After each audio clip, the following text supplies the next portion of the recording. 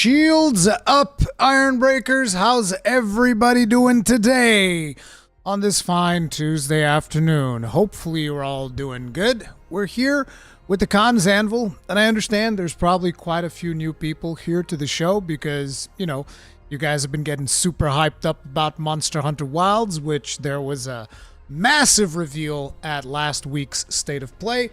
So, you know, welcome to the show, first and foremost. In this show, I talk about a variety of topics, and, you know, we basically just all chat about video games and stuff and just have ourselves a good old time. It is not exclusively about Monster Hunter Wilds, but today's show naturally is going to have a Monster Hunter Wilds component to it because, you know, there's obviously a lot of stuff to talk about, and because we're all super giga hyped up about Monster Hunter Wilds. But how you guys doing? Sorry, I heard a rumor about preview will go live in a few hours. Yeah, there's a lot of people talking about the Elden Ring preview. We'll get into that right at the beginning of the show because that is going to be something that is going to be on everybody's mind, so we'll definitely talk about that. But before we do, as we always do, we are going to pay homage to the Thanes. Thank you very much to the Thanes, Kitsuki TG, Colin LaSure, and JV Doc for being grossly incandescent as Thanes. Really appreciate the support. That's tip of the hat for each and every one of you. Thank you so much for the continued support. There'll also be shoutouts for the Longbeards a little bit further into the show as well, but thank you all for the support. Naturally, all of the Iron Breakers out there. I really appreciate each and every one of you. Thank you. And even, you know, if you're not an Iron Breaker, I appreciate you just being here, hitting that like button because it helps me out immensely. You're all tremendously valuable, and I really appreciate your presence here. Thank you. Thank you, thank you, thank you.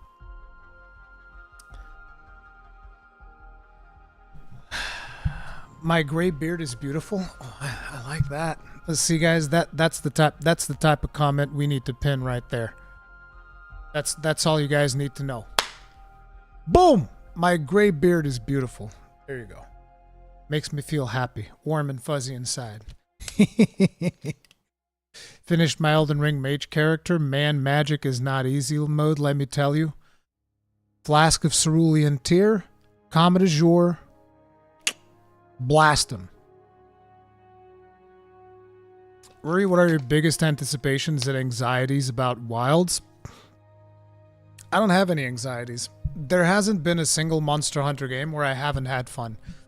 I might like some things more, I might like some things less, but as far as I'm concerned, when it comes to delivering fun, multiple hundreds of hours of enjoyment, I don't think there's ever been a Monster Hunter that hasn't really delivered on that, so I'm good. I'm good. I don't have any anxieties whatsoever. As for my anticipations, listen, after the trailer that we got, my biggest thing that I want to be able to do, and I'm going to get clipped out of context yet again, but I want to ram my gun lance down a monster's throat and then full burst. Hell, I want the bullet barrage special, except inside the monster's mouth. All right? That means full burst, worm steak, and wyvern fire. All of it. Boom! Like the mega blaster. I want that. That's what I want. When do you think a demo for Monster Hunter Wilds will be released? I have no idea. We're so far away. Like, listen, my suspicions for the game itself releasing is going to be on the 20... It lands around the 20th of March, 2025. I think that's going to be around the time that the game is going to release. Again, I don't have any insider information on this. This is pure speculation. This is just what I think is going to happen because that is what makes the most sense. But I could be completely wrong. They could be releasing it in the summer. They might even be thinking holiday. Who knows? But that's going to be really far away. But most likely, I think we're going to see it in the first half, at least, of 2025. But, you know, so in terms of when a beta for it or a demo or whatever, a network test, whatever you want to call it, I would argue like maybe a month ahead of it, maybe. maybe 2 months tops. I think like a month ahead of it would probably be what Capcom would shoot for. So I don't know. The wait for Monster Hunter Wilds is going to be painful. I disagree. I have so many things to play. I'm fine. I'm perfectly fine. I can wait. Demo during Game Awards World First. That might make sense. They might be... I mean, considering that they've worked with the Game Awards last year, they're working with Jeff again for Summer Game Fest this year, it would make sense for them to do something at the Game Awards 2024. So who knows? Who knows? Okay, so I see that a lot of people are talking about the Elden Ring DLC, so let me bring up one of the first things that we have here. I have a post from Cowboy. Embargo is down, so I can finally confirm there was a Shadow of the Erdtree event. However, I chose not to attend. I was told beforehand there wouldn't be capture, and I didn't want to spoil my first experience without being able to share it with you all, so I'm going in blind. So for those of you wondering if I'm going to be taking a look at any of the preview content or any of that stuff, considering that there's actually no capture, I'm probably not even going to look at it, because what is it going to be? It's going to be descriptions of what is in the DLC, and I'm not interested in seeing those descriptions. If there was capture, I could potentially analyze it for gameplay mechanics, and that might be something that some people are going to be talking about, but I figure I'll just learn it on the day. Or I might check out something specifically because I'm curious to learn about the level up mechanic, how leveling up is going to work in Shadow of the Erdtree, because that is going to be a very specific thing. There's going to be some different type of scaling and whatnot, and I don't know what that is like yet, but those things basically released as I was starting the show, so I haven't gotten a chance to look at them. Mr. Tummy Giggles, thank you very much for the souls. Tip of the hat. Appreciate support. Thank you. All your talk of ramming monster soft parts makes me think we might have some crossover with the Pokemon community after all.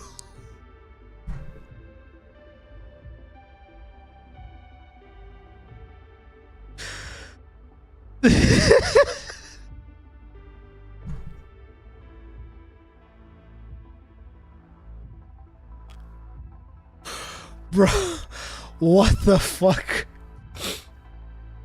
Jeff's already played a demo before TGA. Who knows? Maybe we get a demo 4 months before reveal. Wasn't World Demo also way ahead of release? I don't remember how ahead of release World Demo was. Yeah, environments poorly described by IGN. Oh yeah, that's impressive. Rurikhan, do you expect Capcom will force Capcom ID for Monster Hunter Wilds like they do in Street Fighter 6? Do you need Capcom ID for Street Fighter 6? Like if you're playing single player?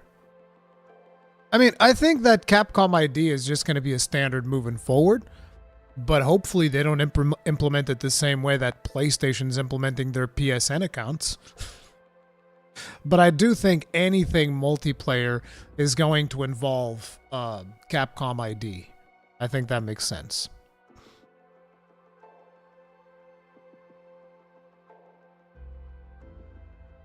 I mean, if you don't need it for multiplayer, then yeah. I play Street Fighter 6, it's only for crossplay. Then yeah, for crossplay, you will definitely need it. If they're implementing crossplay, which by the way, we still don't know if Monster Hunter Wilds is going to have crossplay, but if that is something that they're implementing, I think you're absolutely going to need it.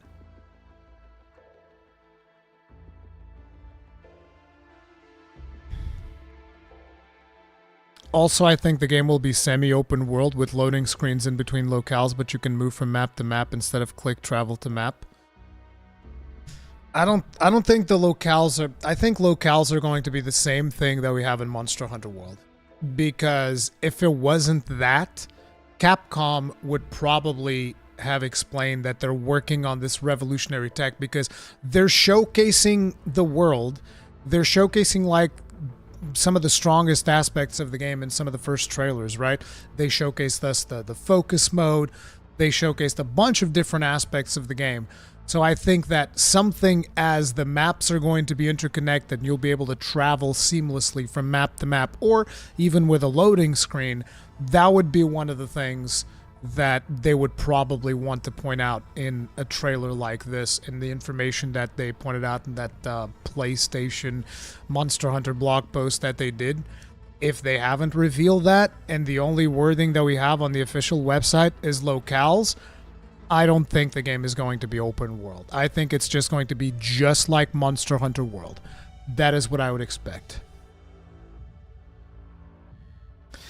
At this point, wouldn't it be very weird not to have crossplay? No, actually no.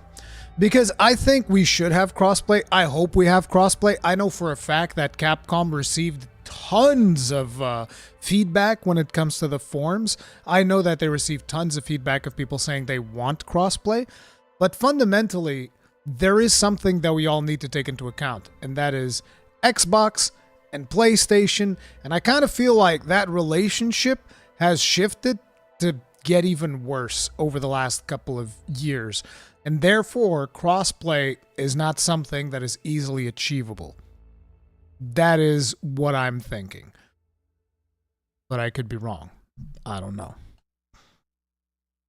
That means they'd have to reveal another map, right? I mean, yes, they will probably reveal more maps for Monster Hunter Wilds. That is what I would have expected. I think it's going to be open map, but they're calling it locales, just like in Elden Ring, Lindell, and Caelid are different locales. No, I don't think so.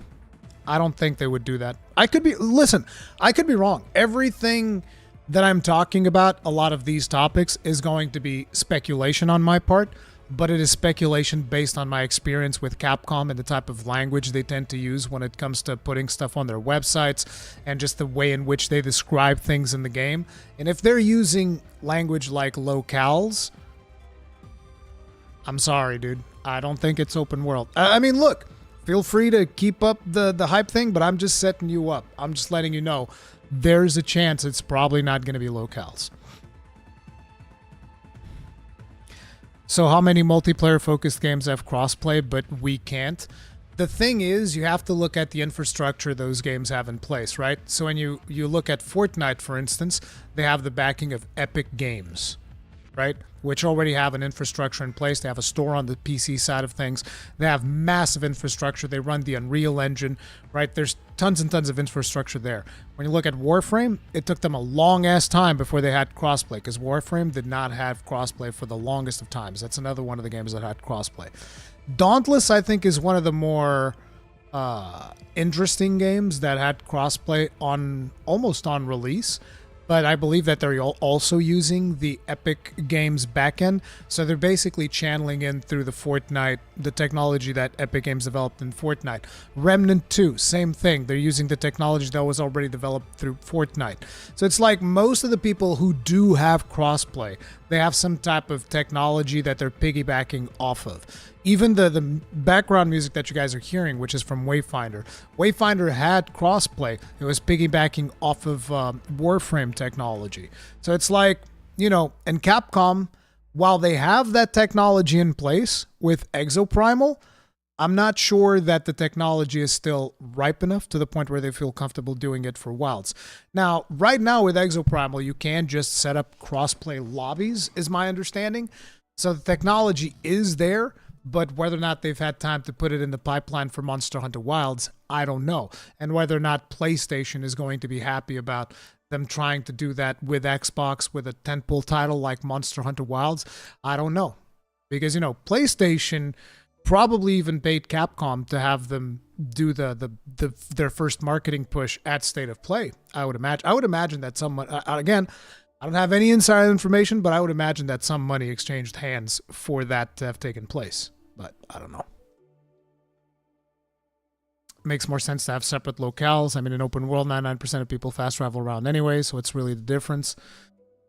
I don't know. I just think it would be really immersive to travel around all the different locales, you know?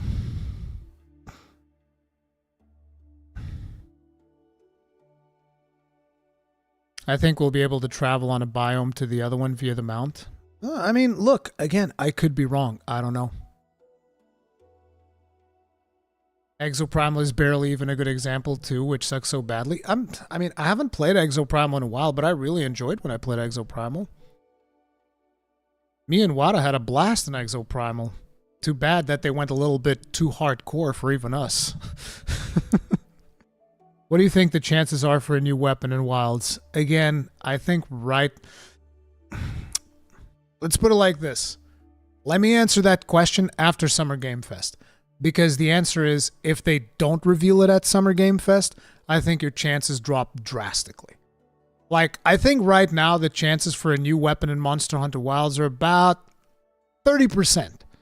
And I know this is just a number that I pulled out of my ass straight up. I'm not going to make it. I'm not going to lie about. I'm just pulling this number straight up. Smells like 30% right now, James.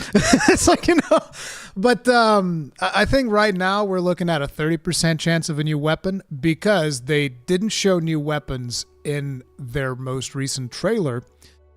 But they did say, we have a new trailer coming up in 7 days. So I almost consider these two trailers, they're so close together that they're almost part of the same piece of marketing material, which is the first initial marketing push. And in that first initial marketing push, you want to reveal, some of the most important features of the game. Some of the ones that are going to draw the more eyeballs out to make the game stand out in people's memory. And I think a new weapon would be something that you would do in this initial push. So right now I'm putting it at like 30% because we didn't get a new weapon in the previous trailer. But if we get a new weapon there's a chance of getting one at actually 30% might be, let's say 40. I'm going to say 40%. Dr. Eisenhower, thank you very much for the souls. Tip of the hat. Appreciate support. Thank you. So hyped for Friday. Oh guys, I made a thumbnail. Check this out. You guys like my professional oh wait, you guys can't see it. You guys like my professional thumbnail? Look at my professional thumbnail. Look at it.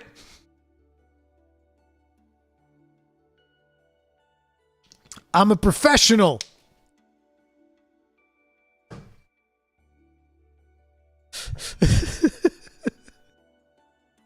I'm an artist, okay? I need you to respect my artistry. Oh my god.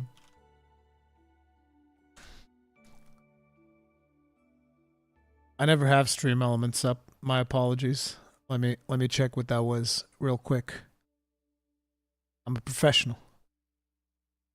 Anonymous, thank you very much for the souls. Tip of the hat. Appreciate support. Thank you. Thoughts on Prowler mode returning? I had this conversation with Gaijin. I don't think Prowler mode is returning. I think Prowler mode is one of those things that is more on the arcade, throw things at the wall side of things. And, assuming that Capcom is going to go down the cycle, and it definitely feel the vibe that you get from these trailers is immersion, which is kind of like based off of the same vibes that you get in Monster Hunter World. So to me, the overall vibe of it is that this is going to be more in line with what we've seen from Monster Hunter World, a little bit more grounded, more realistic, more simulation, and I don't think that Prowler mode makes sense in that type of environment. Prowler mode would make more sense in something like Rise or Sunbreak. So if Prowler mode is making a return, I would guess it would be in the next Monster Hunter entry, which is probably going to be a more arcadey entry if Capcom continues the way that they've been going about their Monster Hunter releases. Prowler will never come back, only one man on Earth liked it. No. Ruri, we saw a baby Puke flying in the trailer. Do you believe that there may be other baby monsters? Yeah, of course. There will be. Ruri, show us his professional artist skills and speedrun a detailed drawing of Rathalos. No. I'm gonna go with the no. Prowler was a generation gimmick, wasn't it? Kind of, yeah. Next game of the Rise team is Prowler only. I mean, who knows? I think the new monster at the next trailer will be either flagship or the Sand Leviathan we saw in this trailer. I think we're going to see the flagship. I think them revealing the flagship at the Summer Game Fest makes the most sense.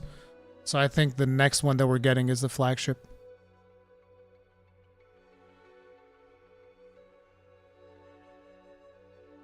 Tanya Raven, thank you very much for the souls. Tip of the hat. Appreciate support. Thank you. Your beard makes me happy. Well, thank you. I'm glad.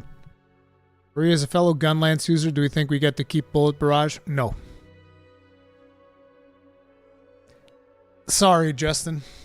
I don't think so. I think Bullet Barrage is one of those super arcade skills that is super fun to use, but I don't know how much sense it makes for a more grounded Monster Hunter approach. As a matter of fact, I got some more bad news.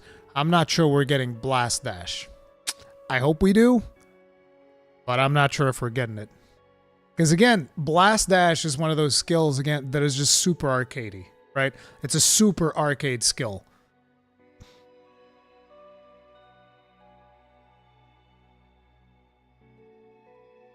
Do you think Switch skills will be making a return? Yes. I think Switch skills make sense. They'll probably name them something different, but I think we might get Switch skills because Switch skills do make sense because you can have more, you can swap between more grounded moves and whatnot.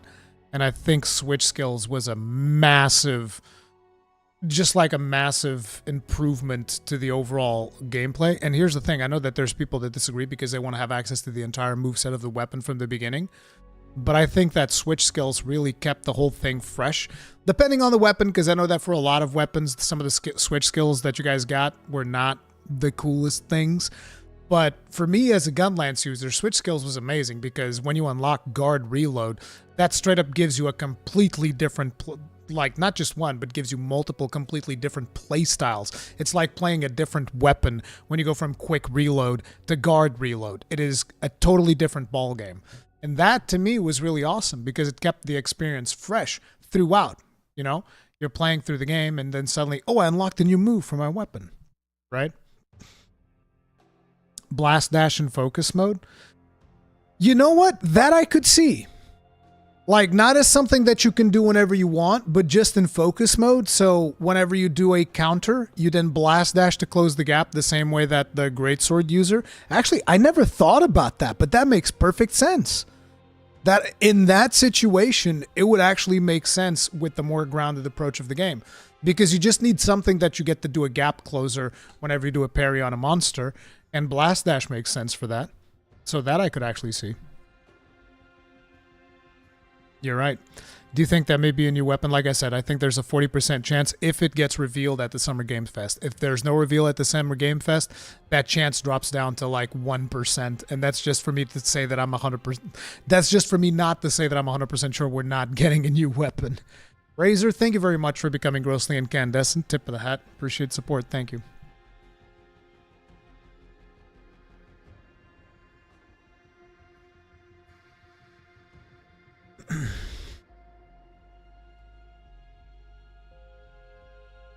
The Greatsword user is using extreme style sprinting from Frontier. I never played Frontier, so I wouldn't know. I just hope they make Gunlance good and not screw it. We'll see. What Monster Hunter class do you think Wild's flagship monster will be? I hope it's a Snake Wyvern, as we don't have enough of those guys in the game. I'd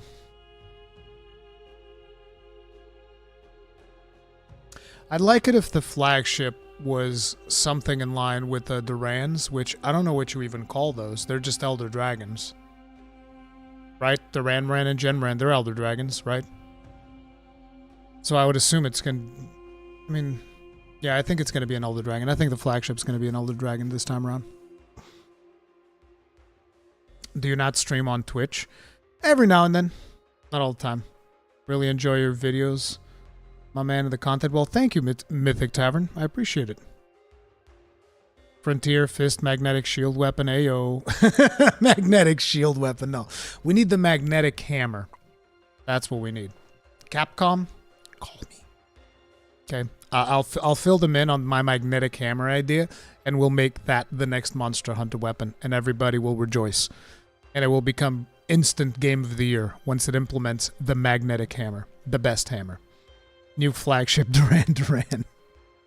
You know, Mr. Tummy Giggles, a majority of people are not even going to understand that anymore. Because we're old farts. And people don't even know who Duran is. Who Duran are. Hoping focus mode will be on a cooldown, limiting how many times you can do it in a hunt. The Vinci Astroya, I think the thing about focus mode is it doesn't need a cooldown. If my interpretation of what the focus mode is correct, it doesn't need a cooldown because I don't think you're going to be able to parry every move that the monster makes. And when you go into focus mode, what is going to happen is I think your mobility is going to be heavily diminished. So you want to go into focus mode at key moments in the fight And if you go into focus mode at the wrong moment, you're going to get pummeled.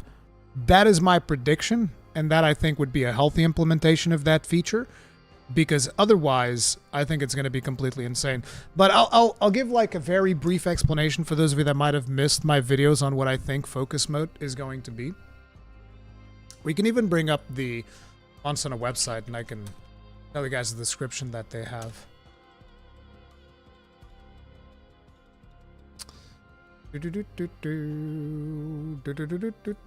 Hunting.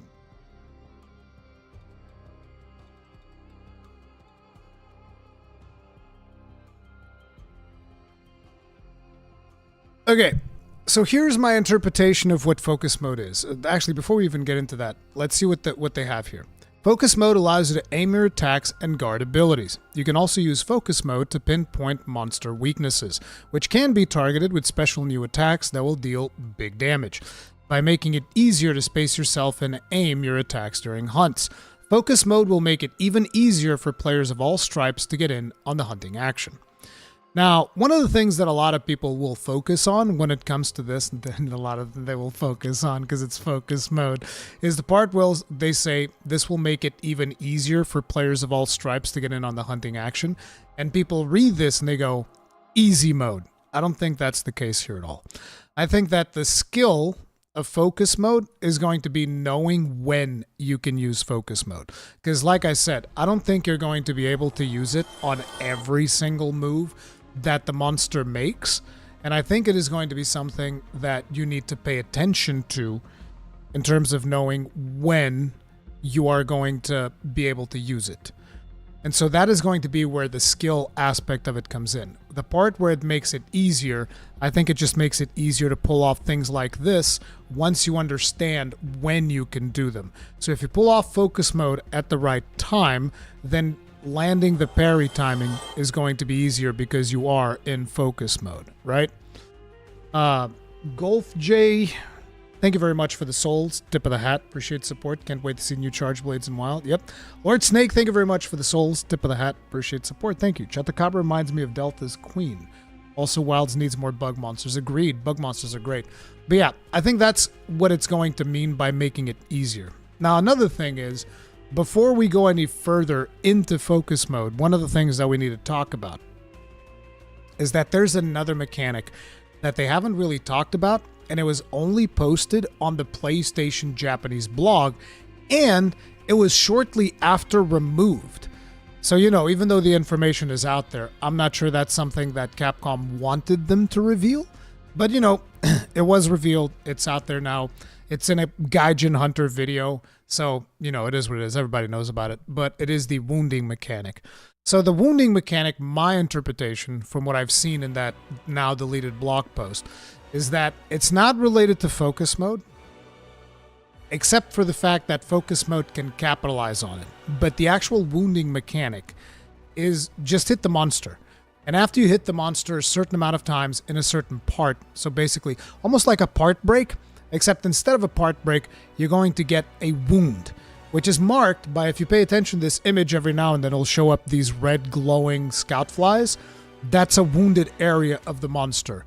Like right here, right before he does this special attack, right? And when you get that wound done, then when you have the opening, you can go into focus mode, and that is going to let you do this sliding attack that you do with the greatsword. That's what I think focus mode is going to be like. So you're going to need to wound the monster in order to then capitalize with these crazy special attacks that you'll be able to do. And that wounding just involves attacking the same part of the monster repeatedly, and eventually it becomes wounding. And again, this is all speculation based on a blog post that has since been deleted. So take it with a grain of salt, okay? I don't have any inside information. I don't know anything about it. I just know what I've read and my interpretation of it. That's the way that I think it's going to work. Maybe it'll work like Hunter Arts when you need to fill up a special meter bar. I don't think so. Maybe Part Breaker helps with that. Well, you guys know I love me some Part Breaker, so that's not a problem for me.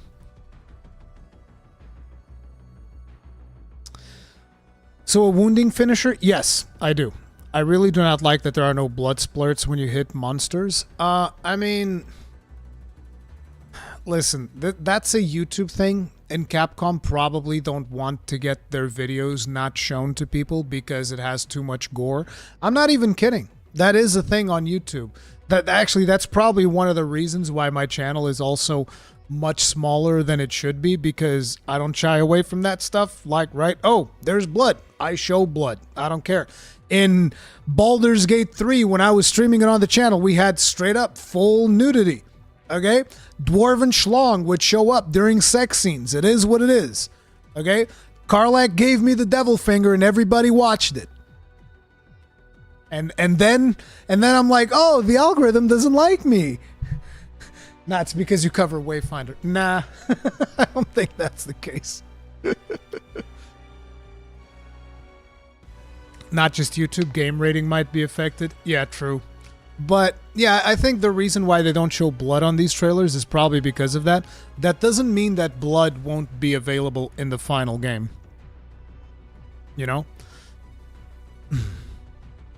I wish I could see OG Eric's reaction to Wilds. I mean, I don't think Eric's wants to do that stuff anymore. He's happy doing the stuff that he's doing. It is what it is.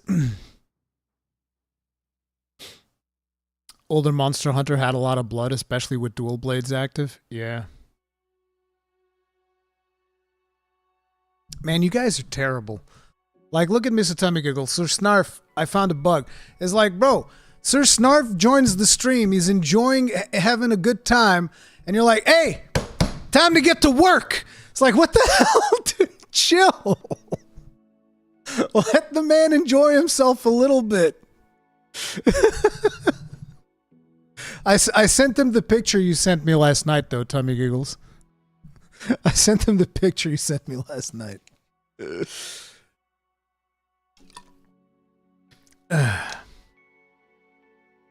Blood should be the least of worries in games where you can chop off parts from enemies.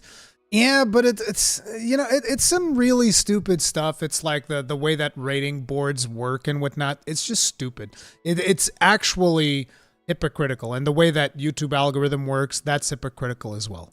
Okay, it just straight up is. I particularly remember, I don't know if you guys remember, but a while ago there was this this thing that happened where a group of YouTubers were able to gain access to part of YouTube's code, where there was this thing, I think it was called a P rating or whatever it was, wherein it would rate your video based on the things that you would show, and then it would give it like a rating like PG-13 or you know, mature audiences or something like that, right? And it was really funny because when they found that stuff, they made it easy so that everybody could check the rating before YouTube fixed it, right? And right in there, I remember that around that time, there was this this comedy thing, because I don't know if you guys remember the great invasion of the late night show hosts. The late night show hosts all showed up on YouTube all of a sudden. And, you know, during that invasion, there were a lot of shows that happened, and I remembered one of the shows that had been uploaded on YouTube. Now I'm going to tell you guys specifically which one it is, because you guys are going to remember it, most likely, right? And I remember that I was like, okay, I'm going to go look at the rating that this show got, and I'm going to go look at the rating that one of my regular videos where I don't use cuss words, where there's no blood, there's no nothing, and I want to see what the rating of that video of mine is versus the rating of this talk show host, okay? So I don't remember exactly which video of mine I used, but I remember it had literally nothing. No cussing, no blood, no gore, no nothing. It was probably just like a random news video where I'm talking about a topic without, you know, whatever. So I look at that, and my video is rated for mature audiences. And I was like, why? Why is my video rated for mature audiences when there's no cussing, no blood, no gore, no nothing? But it was rated for mature audiences. I was like, all right. And then I go to, I forget what the name of the late night show host is, but it was the guy who was talking something about Trump. And again, I'm not going to get political into this. The point is, in that show, he referred to Trump as Putin's cock holster. He said something about Trump's mouth being Putin's cock holster or something like that. And that comedy skit was rated PG-13. And I was like,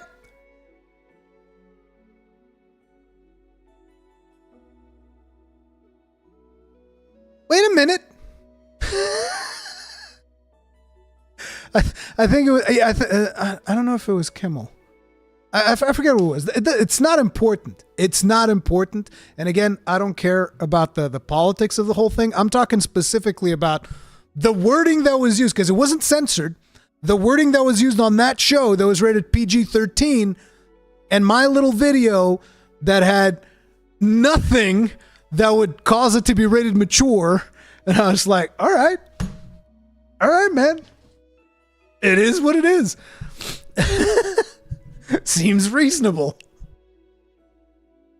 But yeah, because obviously YouTube's going to rate things differently. So, you know, but basically that is why with all of these things, all of these hypocrisies when it comes to rating boards and the way in which these algorithms work, that's why obviously Capcom is like, hey, let's not show blood in these trailers. Because even though they know that a lot of the hardcore fans of Monster Hunter would want to see blood, they know that it is going to have a negative impact in the trailer itself and the potential reach that it can have. And at the end of the day, everybody that is a fan of Monster Hunter should want the trailer to reach as many people as possible so that the game is as successful as possible so that we get more content for the game. Like, for instance, look at Fatalis.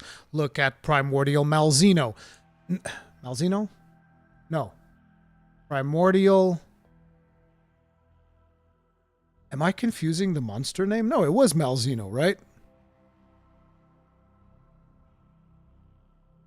It is Primordial Malzeno. What's the name of the pussycat from Rise? I forget.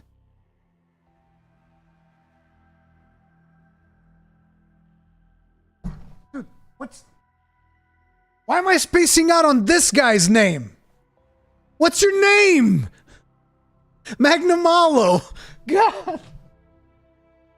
My memory is so bad. Mag, yes. Because all of a sudden I was like, wait, is Malzeno the one from Rise? Bro, brain fart, Rurikhan senior citizen moment. True.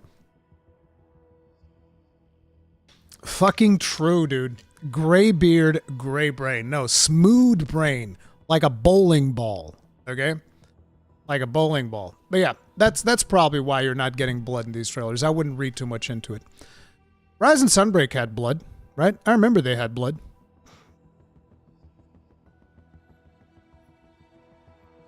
The exploding pussycat, exactly. Wasn't EA Japan angry that Stellar Blade got a pass through JP for showing blood? Yeah. They were really upset about the fact that Stellar Blade had loads of gore and nobody cared. Will the ship be the main hub that travels from locale to locale? And will it also be the main camp? See, that's actually one of the really interesting things. That's a really interesting thing that I want to get into, because with all of the callouts that we've gotten to Monster Hunter 4 Ultimate, right? In the form of characters, in the form of the ships and all of this stuff. A lot of people are excited about the potential 4 aspects for this game, you know, potential Monster Hunter callbacks and all that stuff. To me, the thing that I'm the most excited about is actually visiting multiple villages. Now, I don't know if that's going to be the case because we are going into the Forbidden Lands. Who knows if anybody lives here or, you know, what we're going to encounter. So there's potential for the actual ship itself being our base, which I also think is really cool. And in a way, if you guys remember back when we were in Monster Hunter 4, one of the reasons why Monster Hunter 4 is my favorite story of Monster Hunter isn't even because, like, oh, it's got this fantastical narrative, this overarching plot. It's just because it was a journey. It was an adventure, right? You're going out and you're starting in, what's the name of the place? Valhabar. You're starting in this merchant-type hub, Valhabar. You do a couple of hunts.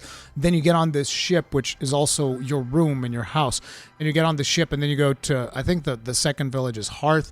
And then you go to Chico Sands. And then eventually you end up in Cathar. I forget what the name of the final village was, but it's really cool to just actually be a nomad hunter, and you get to visit multiple villages and take on quests in multiple villages, as opposed to just being one hunter in one village, and that's that. And I really hope they're able to capture that nomadic approach to it. Whether that is through our ship becoming a hub, depending on the location that we are, which could actually be really cool too. So you can like decide, oh, I want the ship to be in this location now, and that becomes the hub. But even if that is the case, one of the things that I definitely want, and I'm already like sidetracking, one of the things that I definitely want is I want a gathering hub, but more on that a little bit further ahead. But you know, I think it would be cool to have the ship be the base. Or if the ship is not the base, I just want to make sure that we get more than one village, because I loved seeing the different cultures and all of that stuff. I feel like Generations Ultimate didn't quite deliver as well on that, because in Generations Ultimate it was more like, hey, we're going to give you all these villages that you can go to. You can go to the Kokoto Village from Monster Hunter 1. You can go to Yakumo Village from Third Portable. You can go to all of these different places. And, you know, we even have a new one called Burna Village. And it was cool. There are a ton of villages for you to go to, but it doesn't actually feel like an adventure while you're progressing through it. It just feels like, hey, we unlocked the village, you can go there now. I like the idea of the whole crew going on a voyage and basically experiencing these different cultures as they progress through the game. I think that's really cool. YouTube, I really wish you weren't as bad at this. You really struggle with playing videos recently. Gen U was more like a tourist tour. Yeah. I believe Don Durma is in Wilds. It's even in the trailer. I don't know about that. We're kind of been a fan for a while now. Do you have any thoughts on the LGBTQ plus community? I mean, I'm not exactly sure what type of thoughts I should have. I respect the LGBTQ community. I treat them just like I treat everybody else. Do you think we have a custom character or character voiced? I think the character is going to be voiced, and I think that they might do the pitch shift thing that they do in Dragon's Dogma 2.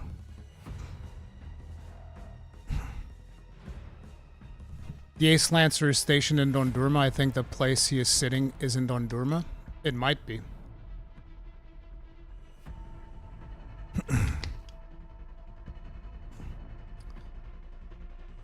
Maybe a writer's village, have crossover with stories. I don't think they're going to... I don't think they would do a stories crossover in this title. If they were to do a stories crossover, it would make more sense to do it in the arcade title, because then they could do some really crazy stuff.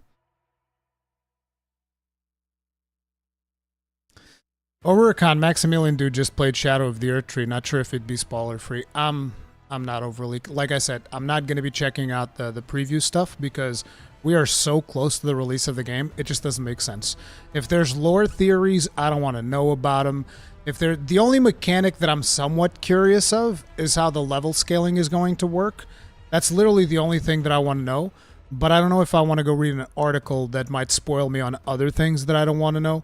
Like, you need to understand, I don't even want to know if somebody found, oh, I found a lance weapon that has S scaling and strength. It's like, I didn't want it to know that. Shut up. You know? So, that's kind of like where I'm at with that stuff. HD Tsukino to bring the Pokemon fans over. Baby Pookie could be a Monstie. How are you going to ride that Baby Pookie? Have you seen how small it is? Final Fantasy XIV Monster Hunter collab? I'd love to see that. I would love to see that. Listen to Third Fleet podcast for the first time. Enjoyed the in-depth analysis and hope you're caught up on sleep. I am not, but thank you for asking. Fluffy Cacti, I'm not caught up on sleep. It's been absolutely insane, but it feels good. It feels good to see, you know, not just new people joining in on the community, but also like the community getting excited for a Monster Hunter reveal again. It's awesome. It will be adorable, that's why, yeah. I'm sure it will look great. Your big, massive, chonky hunter. Basically... What the hell, bro? Dude! Dude, YouTube, I put the other video on loop for a reason! YouTube's just like, oh, let me spoil you real quick with this Vati video. What the hell, YouTube? YouTube just delivering spoilers on demand.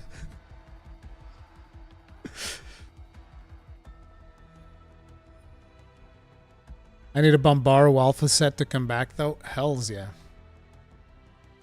Hells yeah. Ruri, I said avoid the Vati video. I wasn't trying to see it. Ratatosker's currently spoiling himself. I mean, it is what it is. Bro, YouTube's been so friggin' bad on Firefox recently. I think we'll be getting a demo for Wilds, but I also think it's probably going to be platform specific. Because like I feel like those demos are always platform specific, unless they surprise us and they release the demo on PC. The problem with why they might not want to release the demo on PC is data mining, because they know that people are going to rip that thing to shreds. They're going to rip it open and be like, oh, I'm going to find every monster. They'll have like a full monster list before the game's even out. That's probably why they're hesitant to do those tests on PC to begin with, because of spoilers. Then again, they usually reveal 90% of the roster, even though I've been screaming at Jono, tell them not to reveal the roster, Jono. Keep it secret. Keep it safe. Just like Gandalf to Frodo about the One Ring. Keep it secret. Keep it safe. World had betas. Yeah, those were only on PlayStation. The World betas were only on PlayStation. And the Rise demo was only on Switch, if I remember correctly. So I would expect these to be more on consoles than NPC. But I could be wrong. It would be cool to get a character editor, though, very much the same way that they did with Dragon's Dogma 2, so that we can make our characters like 1 or 2 weeks ahead of the actual release of the game. That would be sweet. And I think that was a brilliant move by the Dragon's Dogma 2 team. I think that was phenomenal, the way that they just gave us the character editor ahead of time. I was like, bro, that's amazing. That was really cool. Rise demo was on PC as well. Interesting. I don't remember that. Because Rise was a Switch exclusive. I guess they made the demo. Okay, I understand what you guys are saying. The reason, though, I want you to keep things in context, right? Why was I talking about them not releasing the demo on PC? Because of data mining, right? Now, when it comes to Rise and Sunbreak, by the time it got released, the information was already known. Everybody already knew the rosters, so that's fine. That doesn't make any difference, right? So that's the thing. Stream skipped a second. No, the stream didn't skip. It's just YouTube. YouTube's just like all messed up with videos.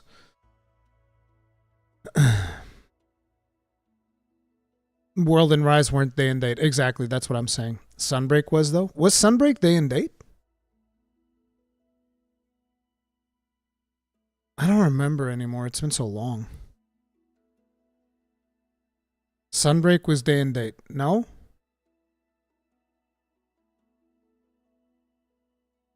Switch only? Okay, I'm getting conflicting reports here. Monster Hunter Sunbreak release. Was released for the Switch and PC version of the game on June 30th, 2022. So it was simultaneous release.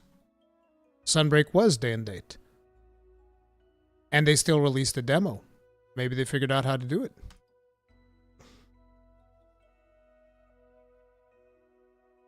Yeah, it was simultaneous.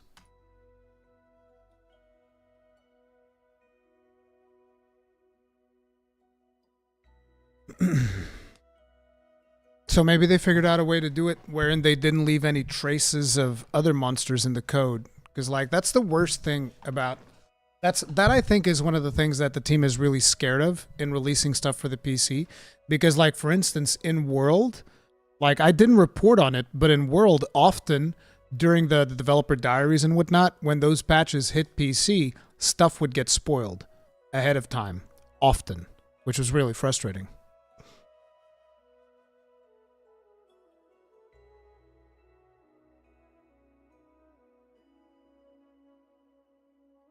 And when I say world, I'm talking Iceborne, not base world. Yeah, Tommy Giggles, you can data mine a console release too, but it does take longer, so I don't know. Ultimately, in an ideal world, those types of things just wouldn't get leaked, but, you know, it is what it is. Data mining is lame. You can't have secrets for the community to figure out over time anymore because of it. Yeah, true.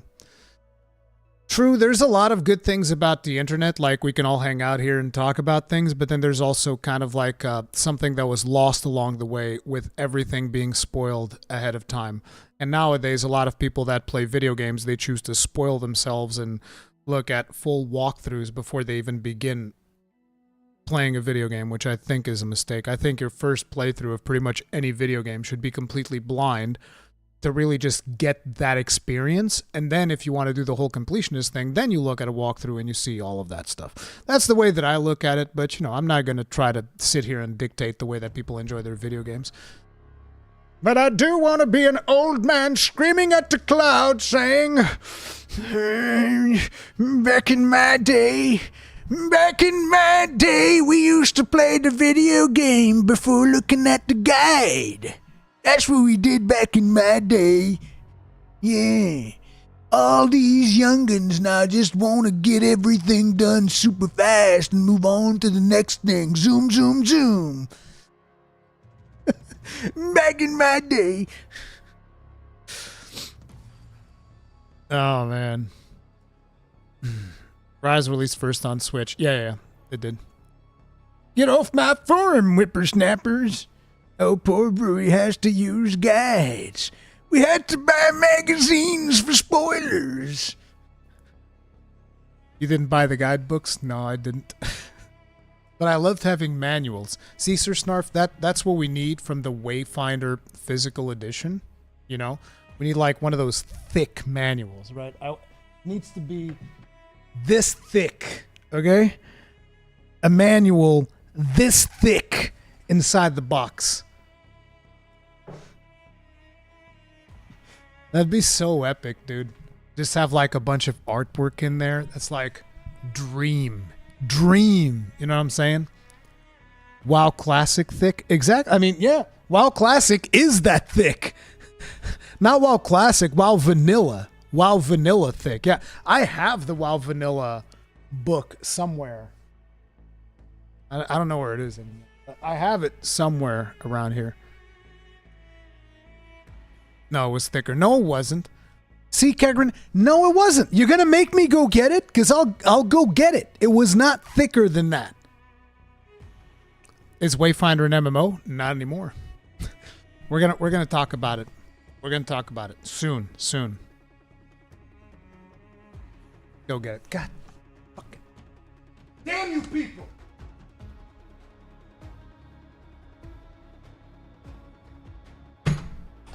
All right, smartass. No, it's okay. Don't worry about it. No, it's all good. Motherfucker. Oh, I'm coming in here with receipts. Here it is. And here it is.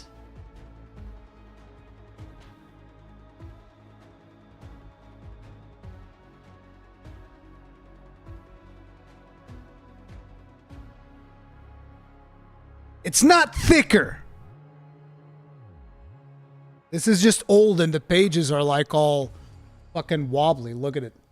It's just old and these pages are all wobbly and spaced out. But when it was properly pressed, it was not thicker. It's not. This is an old manual, bro. What do you mean? It's clearly not. It's the same thickness. Bro.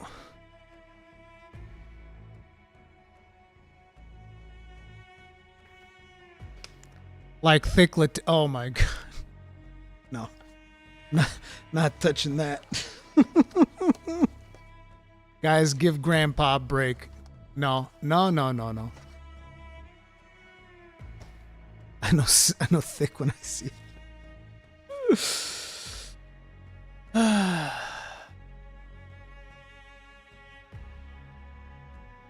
Is that magical noob in the cons chat? Is it? Is Globku in here? No. I don't see him.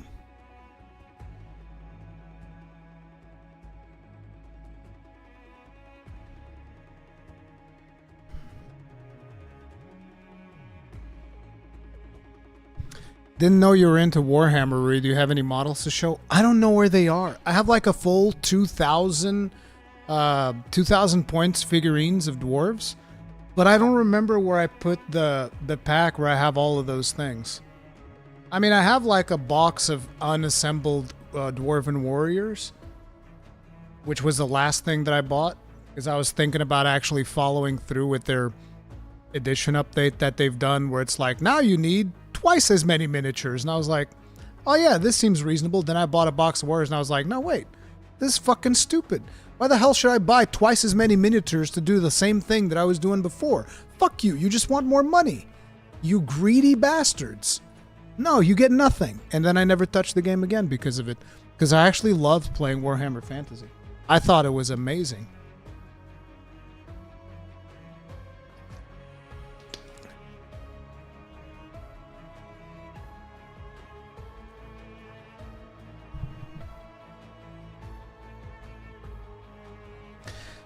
Plastic miniatures cost like 3 times as much as the elite lead ones from back in my day. Yeah, but they're also cooler.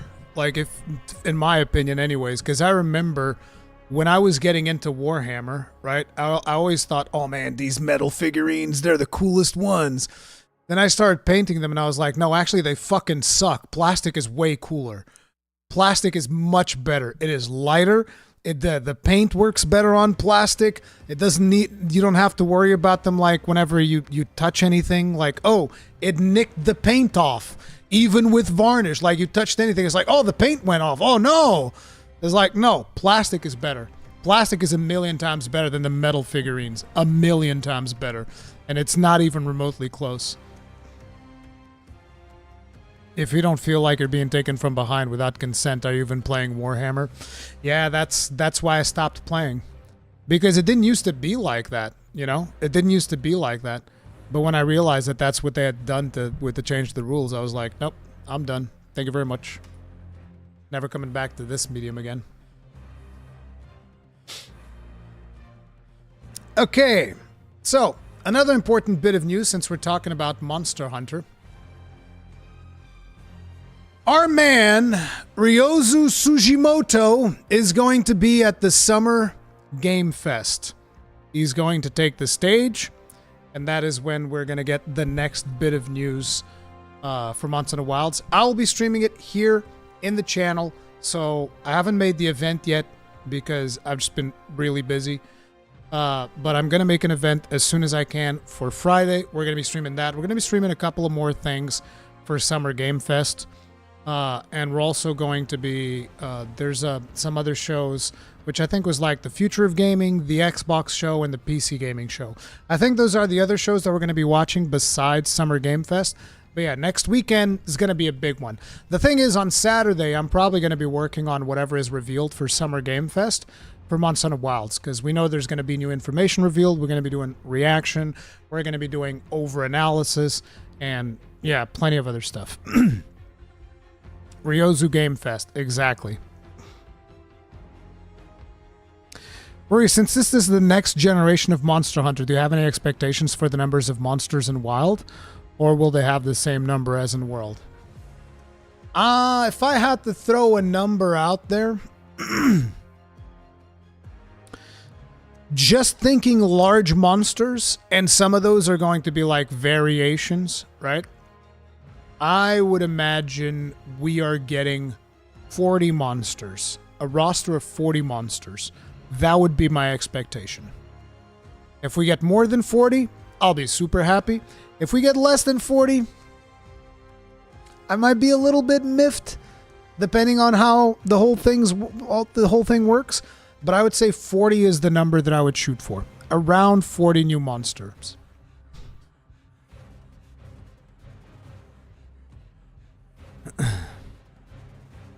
Some new and returning? Yeah, some new and some returning. I bet it will be less than World, given the sheer ambition of Wilds and the signs of lots of new ones. No, I think it will be more than World.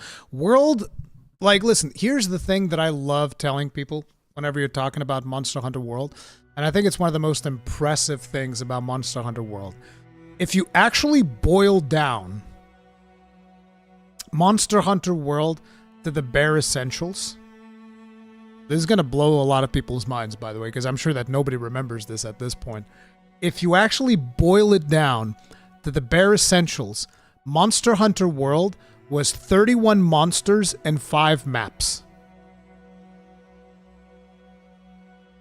31 monsters and 5 maps. And I played it for 1,600 hours. 31 monsters and 5 maps.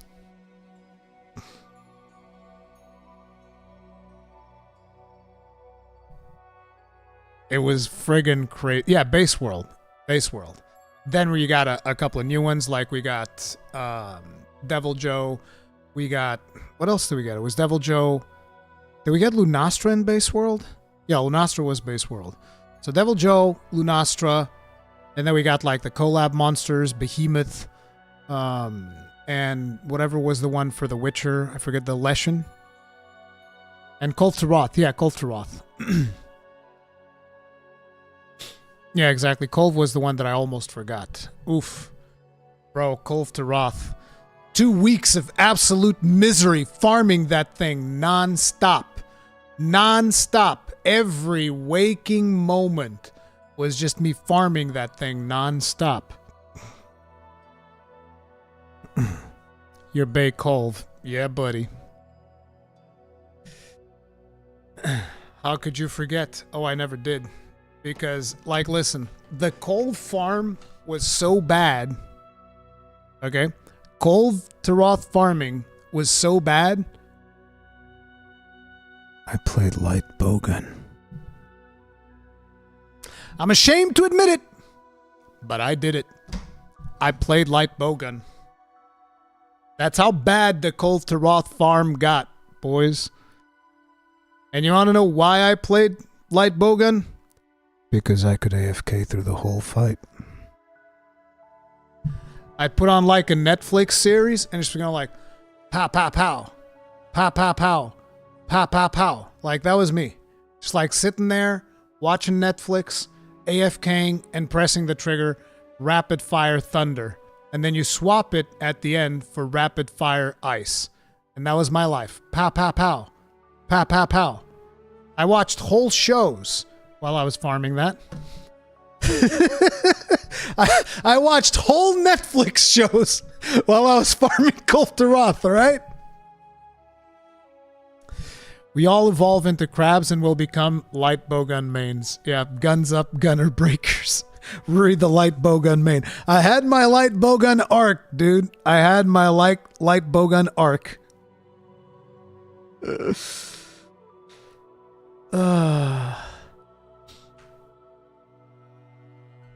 Hey, John Henrik, what's up?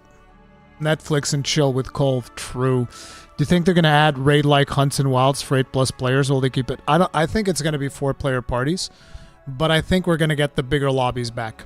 I think we're going to get the bigger lobbies back. I do. I think that's going to be a thing. Now, I have another topic that I want to talk about. This one's an interesting one. I don't know if you guys remember, but ahead of the PlayStation State of Play, the whole thing was leaked. The whole lineup of games was leaked.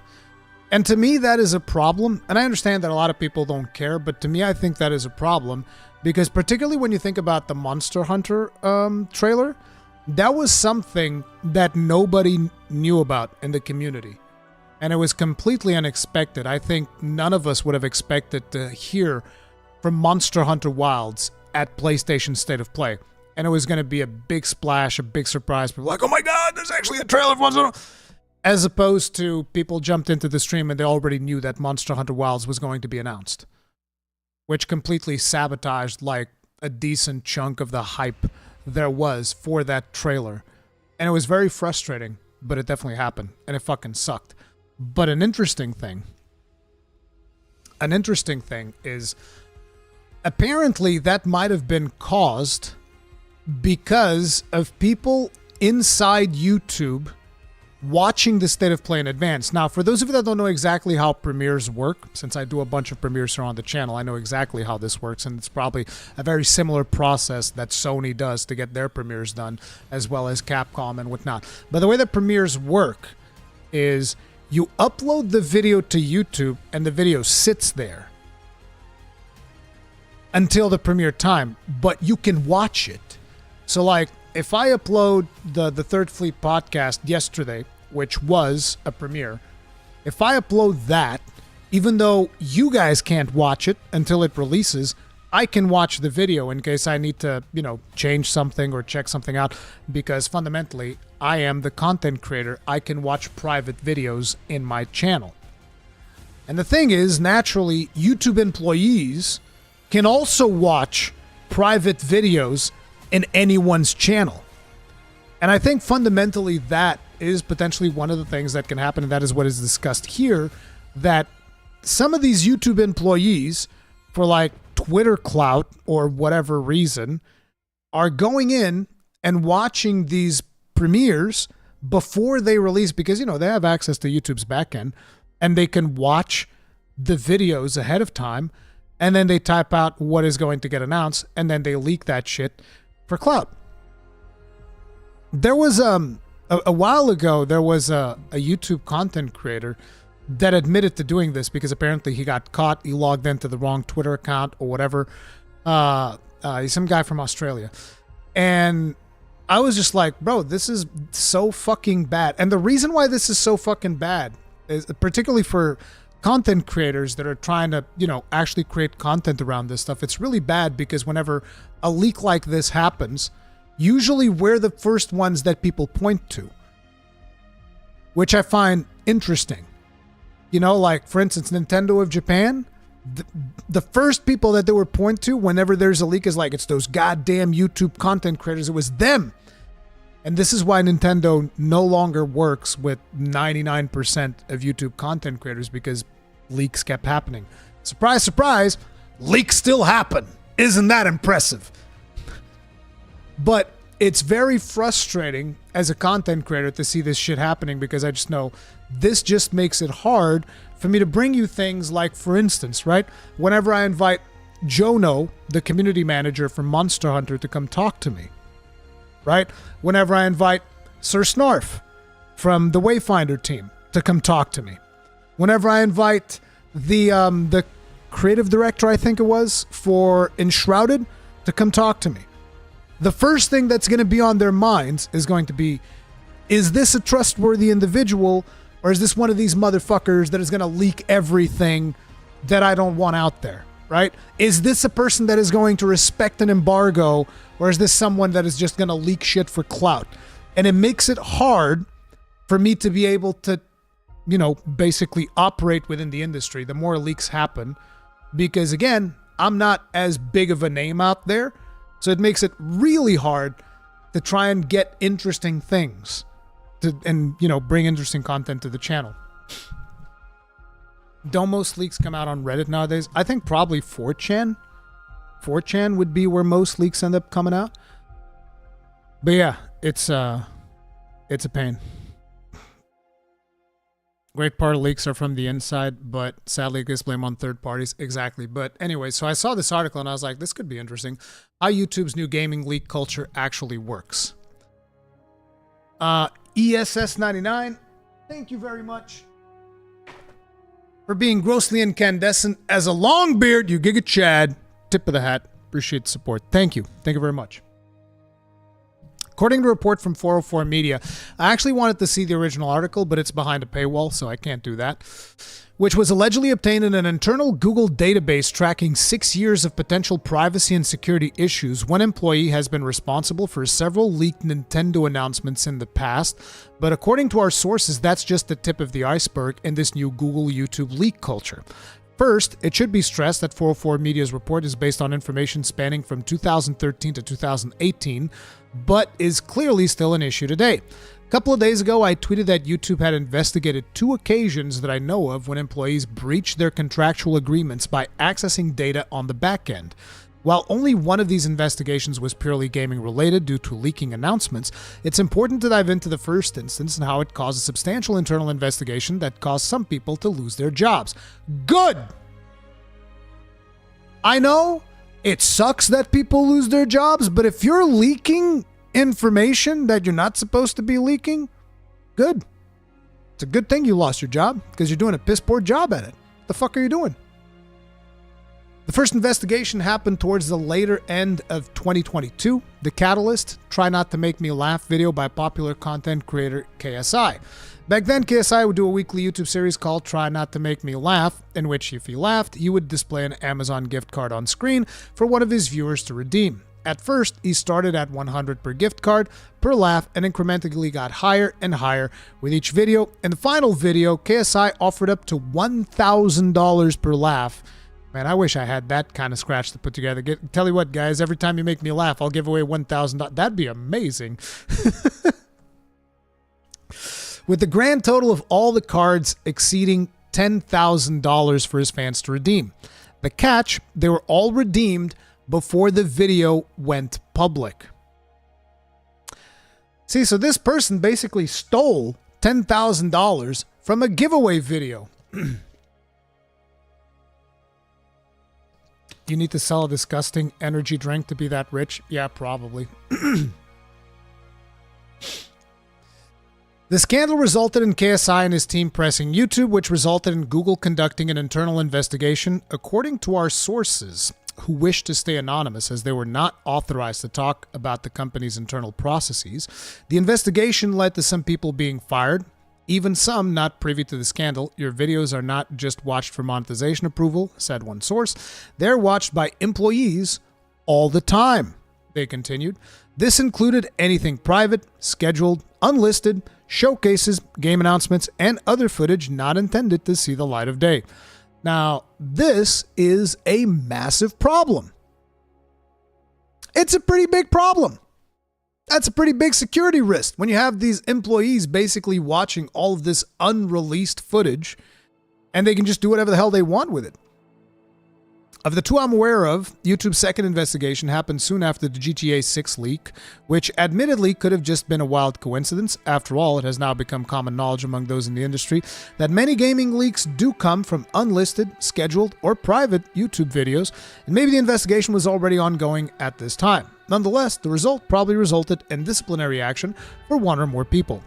Whatever the case, though, these investigations have seemingly done nothing to stop it from happening again. Sony's recent state of play was a big eye-opener for me, and the most recent example I can give about how widespread this new YouTube leak culture is. Within around 18 hours of the state of play being scheduled on YouTube, I had 4 different individuals send me the complete game list. Some game names were slightly different from others, likely because of different regions and the rush to jot everything down to be the first, but they were all generally spot on. So here's the thing that I find so weird. Like, what is this need for attention that people will sacrifice everything for some random Twitter likes? I don't get it. I don't get it. I don't understand. People feel this need to get validation from social media, and it's just the weirdest thing to me.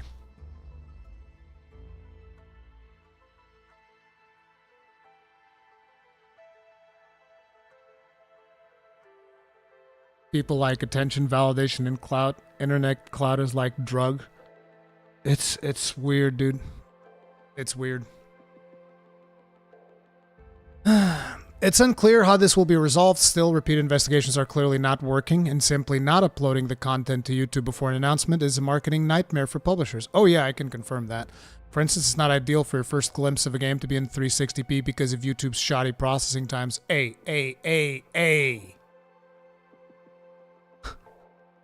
As far as I'm aware, YouTube is, you know, when it comes to posting content, has the best quality of any websites, and the processing time is actually not that bad unless it glitches. Sometimes it glitches and videos get stuck in processing hell, and that does fucking suck. But often, processing over the last couple of years has actually been pretty good. I have no complaints. Like, to give you guys an idea, the 2 hours and 30 minutes, well, more than 2 hours and 30 minutes of Third Fleet podcast, it was all processed in less than an hour. In less than an hour, it was available in HD resolution after I uploaded it. So it's like, it's not that bad. If you consider, that this is a 2 hour and 30 minute video and it's processed in less than an hour, it's pretty impressive.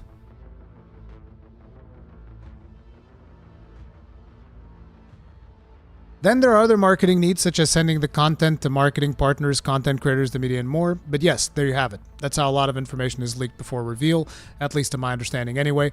Not to mention that, sometimes I've been privy to information that I've then put into an unlisted video to request approval of certain things from, from teams that I've worked with in the gaming industry.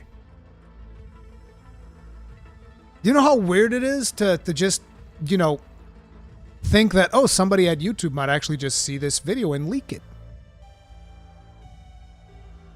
That's pretty fucked up. That's messed up. Like, what the hell? I use the platform like that because sometimes I need to get approval on certain things, and the easiest way to get approval is like, okay, here's the video, here's what I'm going to post, here it is, it's unlisted, nobody else can watch it but you. And I send the link over. Except, nobody else can watch it but you and a couple of YouTube employees that may or may not end up leaking this entire information that we're talking about. Yeah, it's a little bit problematic. And I'm definitely going to be thinking twice about doing that moving forward because, shit's going to get leaked and then I'm going to be responsible for it, despite the fact that I shouldn't. I guess we have to go back to, I'm going to mail somebody a USB stick at this rate. That's what I need to start doing, I'm going to need material well in advance because we're going to have to ship it through a USB stick because YouTube can't keep a handle on its employees looking at sensitive information. From now on, just say, nobody can see this but you, me, and everybody at the YouTube offices. Exactly. Can confirm we do the same thing when testing content, streams, trailers. Of course. Of course you do. And it's not even just that.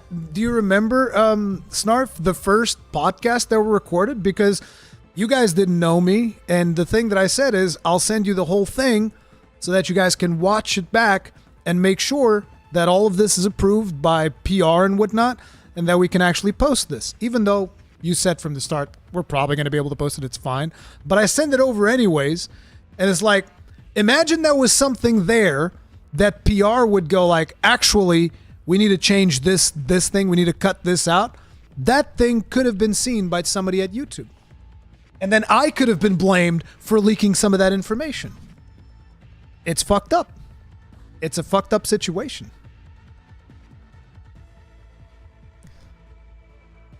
Nobody can see but you, me, and the 20,000 people working at YouTube. Yeah. Couldn't you cut down to a few clips that are related to the confidential info and send it to them by email? The problem is the size.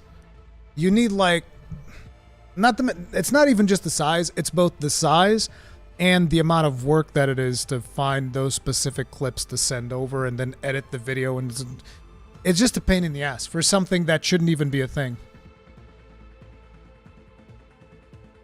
Can you imagine if we released that cut? Oh, yeah. Oof. The one where we talked about that thing. Oh, yeah, that was good. Oof, man. Oosh. You guys have no idea.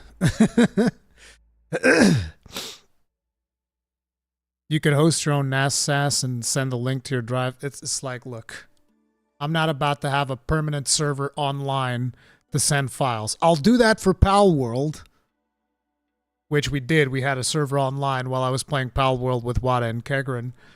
But I'm not doing that for sending files to people.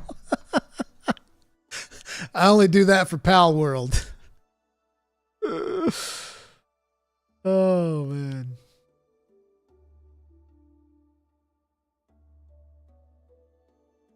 So before we move on to the next topic, I want to give a shout out to the Longbeards.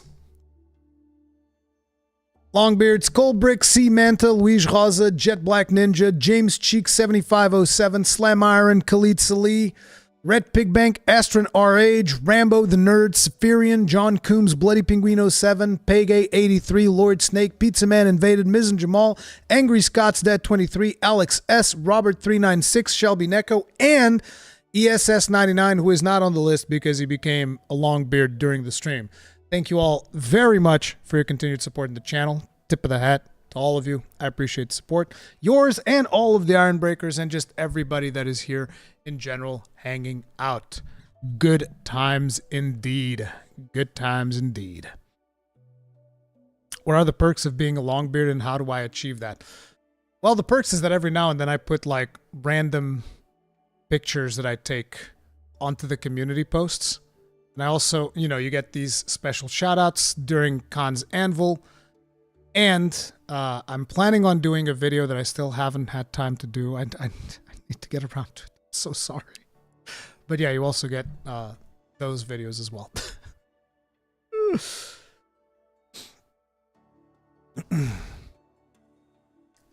When do you become a Longbeard? I was a Longbeard not that long ago, but then I trimmed.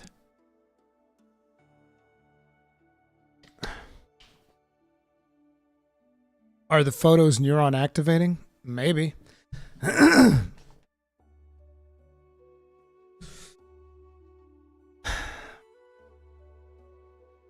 Okay. So how do I become one? Well, it's the different tiers. When you become a member, there's like different tiers. There's Ironbreaker, Warrior, Longbeard. All right, team. It's time to get serious. It's time to get serious. So, there's not enough people talking about Wayfinder, so I'm going to do it. I'm going to talk about Wayfinder over and over and beat people over the head with it, because that's just the way that it is. Now, today I wanted to cover a different topic about Wayfinder, and the thing is, so when I did my podcast with Sir Snarf and Steve Madureira, the game director, I hadn't watched this thing yet, and this is a piece of media from SkillUp. This is his podcast, Friends Per Second. We're not going to watch the whole podcast. We're just going to watch a small excerpt that I have selected here. And I hadn't watched this on purpose because I wanted to focus my conversation around the gameplay changes for Wayfinder and all that stuff. I also wanted to talk naturally about the situation, the transition from MMORPG into single-player co-op and how that whole thing happened. But my focus of my video was like, okay, how do we unlock Wayfinders now? How the echoes work now? How is weapon drops going to work? How does that make sense from a gameplay standpoint compared to what we were expecting previously? Right? And then I watched this. And in here, they went a little bit more in depth about some of the stuff that went down with Digital Extremes. And the thing is, after watching this, in my opinion, Airship Syndicate got done dirty. They did. I know that they don't want to say it because, you know, they've been in a relationship with Digital Extremes. There's all of this stuff and whatnot. And I understand, you know, keep it professional, keep it all that stuff. But in my opinion, they got done dirty by Digital Extremes. So I want you to watch just this small bit of the interview with Jake and SkillUp and the president of Airship Syndicate, Ryan, I believe, and Joe Madureira, who is CEO, I think. I don't know. Whatever. The high brass of Airship Syndicate. Hey guys, so this is going to be a really interesting conversation. I want to get to how you got to where you are. Wayfinder was kind of a canceled live service game in the headlines, but now you're re-emerging. So what exactly did you announce? Ryan, I'd love to start with you. Yeah, canceled in a sense. It's weird when a game is canceled, but it's still going and still available. It was tough in the moment to have that happen, and really, I guess, to give a real brief backstory to what led to the decision that may be a surprise to some is after DE decided to terminate the agreement, our first thought was, let's go out and find another similar partner that wants to continue the game as a live service title, the game that had been built for years to be. And I will say that when we were pitching the game over 4 years ago, we didn't necessarily, we weren't pitching a free-to-play game. Did you hear that part? I want you to pay attention to that part because it's important. Let's hear that again. Service title, the game that had been built for years to be. And I will say that when we were pitching the game over 4 years ago, we didn't necessarily, we weren't pitching a free-to-play game. Initially, Wayfinder wasn't going to be a free-to-play game. The initial pitch of Wayfinder was actually closer, from my understanding at least, was actually closer to what we have right now, which is a premium game that you buy and you play, and then at some point it ends and you move on and you play something else. We felt like when we started talking with DE that it could be a potential fit for one and that they would be the right partner given their success with Warframe. And it was when they started talking to Digital Extremes that they thought, oh, you know, this could actually be kind of like a free-to-play type of game, live servicey type of thing, right? So this was something that happened during conversations with Digital Extremes. Now, if you look at what the game eventually became, the live service version of Wayfinder, it is super close to Warframe. The business model that Wayfinder was going to have was super close to Warframe. So it's very easy to see that there was a significant degree of influence from Digital Extremes in there, because you look at Echoes, what are Echoes? They're Warframe mods. You look at Wayfinders, what are Wayfinders in the way that they worked in the live service model version of the game? They're Warframes. You look at weapons, it's the exact same thing. You craft the weapons pretty much the same way that you craft weapons in Warframe. You run the relevant quest that you need to run, or in this case, the relevant dungeon that you need to run, and that gives you the materials, and then you craft the weapon, and then you upgrade the weapon.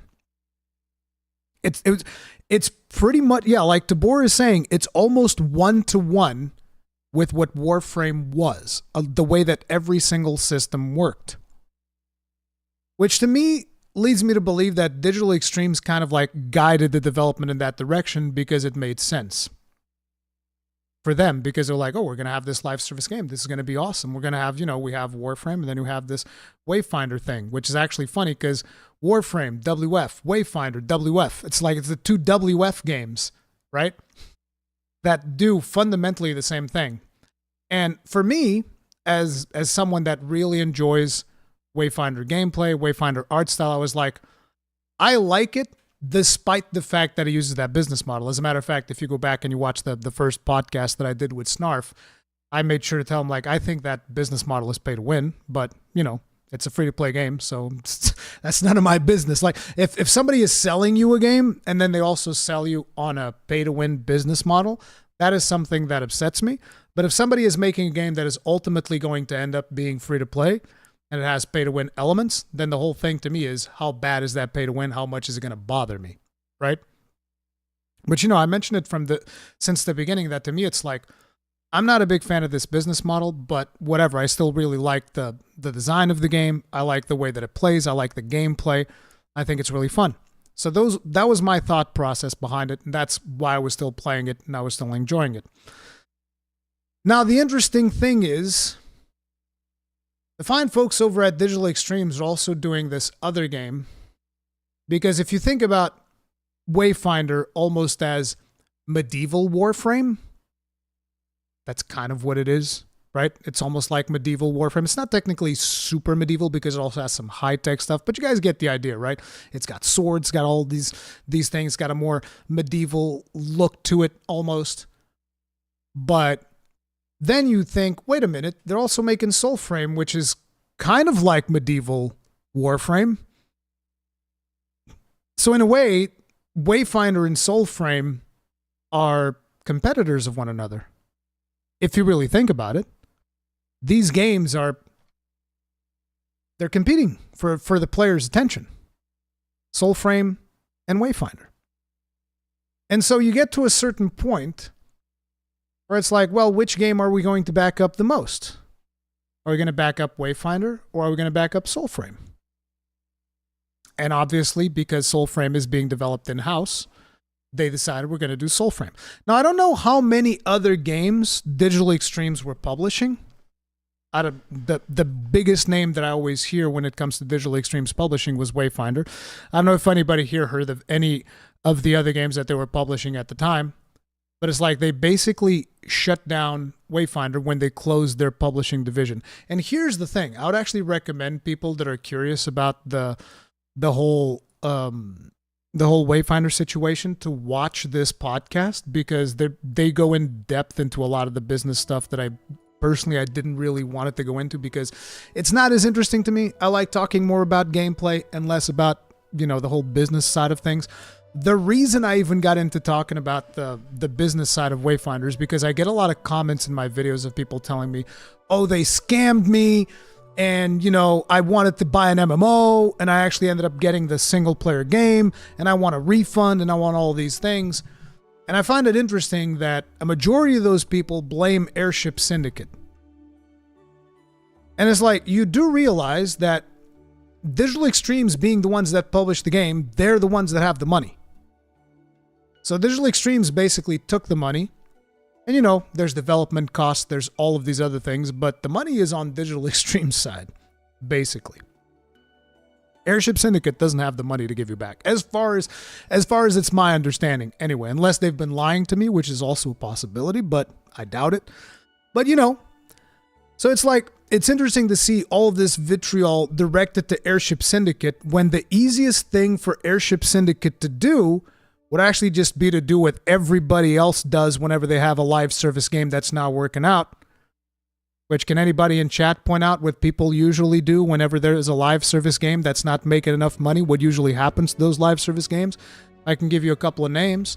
Firefall, Wildstar, soon Anthem, and I'm sure there's more. I don't know all of them, but like, hey, do you guys remember those games? Some of you probably don't even remember them. That's right, because they're gone. Because that's what happens to most live service games that end up not being somewhat profitable. They disappear. They're gone. They're fucking forever. They're gone. Poof. Pull the plug. They pull the plug. They pull the plug and they walk away. They're like, hey guys, guess what? It wasn't profitable. Too bad. See ya.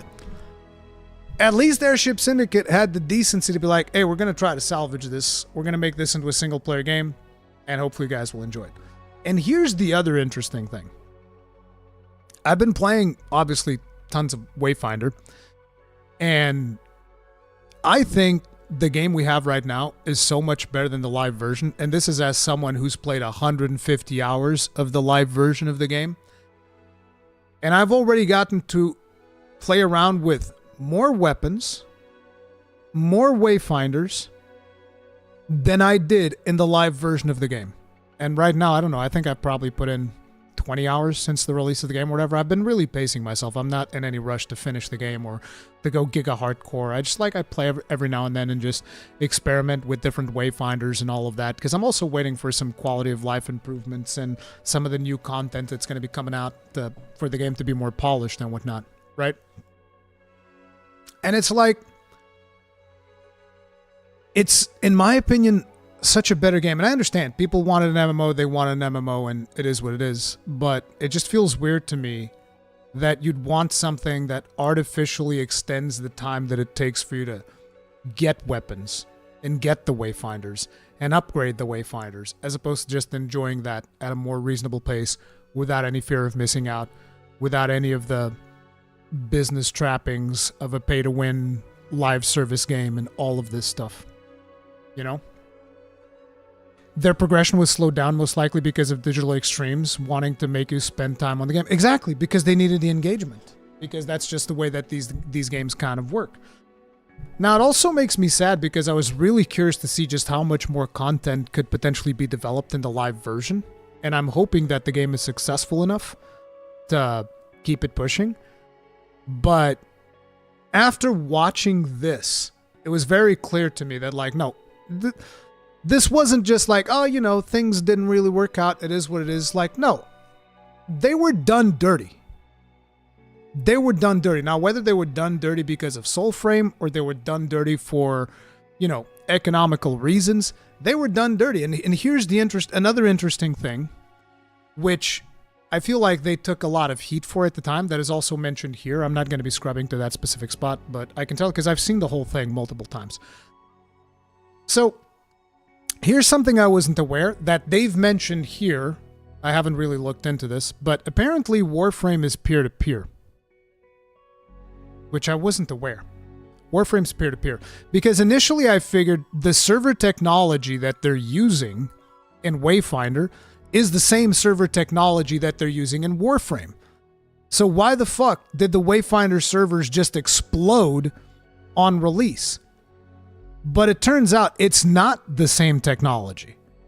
Because for Wayfinder, they came up with a new server system that would make more sense for an MMORPG game instead of it being peer-to-peer like it is in Warframe. I mean, I'm assuming the connections in Warframe are not just peer-to-peer because there's going to be some stuff that you need to log into servers as well and whatnot. But obviously the infrastructure ended up being different, and it was something that was developed specifically for Wayfinder. I mean, it was developed for Wayfinder, but like they also mentioned here, was probably meant to be used for other projects that they were planning on publishing. And that is why stuff just exploded, because it was untested technology. And that was always one of the things that I was wondering, like, well, what's the deal? Like, why is this, you know, why did these servers explode? Because Warframe is probably way more popular, has way more people playing it, and it didn't explode. Whereas this one's just like, pfft, servers burn, servers go brrr. So it's like they had the unstable technology, the servers exploded, and then D dropped them after they changed their initial design of the game that they were pitching to kind of like suit the suggestions that Digital Extremes made for them. They were dropped by Digital Extremes. So it's almost like I tell you guys, hey guys, come on a business venture with me. It's going to be amazing, okay? Here's the deal. I need you guys to make me this really wicked website to host all of my videos, okay? You guys are going to make the website and you're going to make some money on it because I'm going to put all of my videos on your website. But you guys need to develop the website specifically to suit my videos, all right? And it's going to be great. And then you guys make the website, and then I tell you, actually, I'm just going to use YouTube instead. And you guys are going to be like, but we made the website for your videos. Like, yeah, too bad. That's kind of like the same vibe. And I kind of think that that was kind of dirty of them to go that route. But anyways, fundamentally, when that happened, which was actually around February this year, this was another thing that I don't see a lot of people talk about. But I was looking up some information about this. And because somebody mentioned yesterday in my stream that the leadership of Airship Syndicate had actually taken pay cuts during the situation where they got dropped by the E. And again, this is something that I've seen almost nobody talk about. Wayfinder Studio Airship Syndicate lays off 12 of its staff while its top brass take pay cuts. So they had to let go of 12 people, but they took pay cuts. Wayfinder developer, now publisher Airship Syndicate, is the latest video game company to be hit with layoffs. According to Polygon's Nicole Carpenter, the studio recently laid off 12 of its employees, the scope of which is still unclear, while Airship Syndicate President Ryan Stefanelli and CEO Joe Madureira will be taking pay cuts as part of the studio's cost-cutting efforts and restructuring. This decision was made to ensure that Airship Syndicate can continue to operate and deliver great experiences, the studio representative told Carpenter. With mass layoffs sweeping across the video game industry and thousands of jobs now lost, it's refreshing to see that there are executives willing to sacrifice part of their salaries for the good of many. Bigger companies like Microsoft laid off thousands of employees over the past year. None of their executives, who presumably have higher salaries, took pay cuts. In any case, Airship Syndicate continues to make steady progress on Wayfinder following a rather rocky early access launch last year. How the layoffs will affect the action MMORPG's development remains to be seen. So a lot of people feel like they've been wronged by Airship Syndicate because they ended up not getting an MMORPG, which is what they wanted when they initially paid for the game. But fundamentally, you need to be directing those complaints to Digital Extremes, because after being dropped by Digital Extremes, they tried finding a third-party publisher to continue hosting the online operations of Wayfinder. But in case you guys haven't noticed, nobody's buying right now in this industry. It's quite the opposite, as we're going to be seeing soon, because like even Take-Two is trying to close off it's called Private Division. Not to mention the 4 studios that were just closed off by Microsoft. This right here is not an industry where you can just simply, oh, I have this MMORPG idea, which is a very risky idea that has already launched to overwhelmingly negative reviews on Steam because the servers fucking exploded on launch. Anybody wants to buy my MMO? Come on, guys, let's publish this MMO together. It's going to be great. And obviously, nobody wanted to buy it. So, it fucking sucks. Because, again, I think the game's awesome. I like the game a lot. I'm biased. I don't give a fuck. I like it. It is what it is. But it really sucks to see all of this negativity being flung at Airship Syndicate online with people that are like, I want my refunds, I want my money back. And it's like, I get it. I understand. I sympathize. But fundamentally, I think you need to be directing those complaints to Digital Extremes. That's what I think. It's not the customer's problems. I agree. It's not the customer's problems, Mint Parfait, but I think the responsibility lies with the publisher. In this specific situation, I think the responsibility lies with the publisher. And that's the frustrating part. I completely agree that it's none of the customer's business.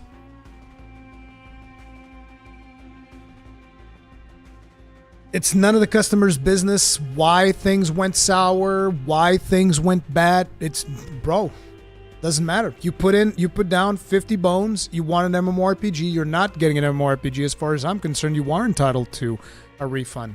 A refund from the publisher that decided to close the project.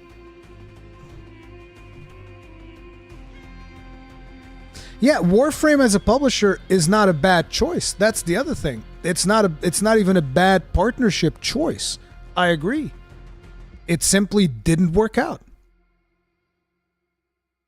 But it fucking sucks.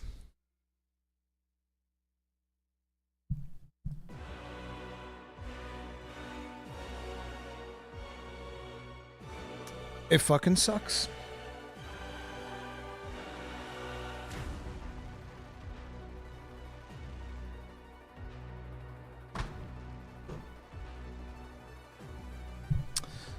Only way to request a refund is through Steam, though? Yeah, exactly. Which, again, is another thing that basically Digital Extremes is like, yep, not our problem anymore.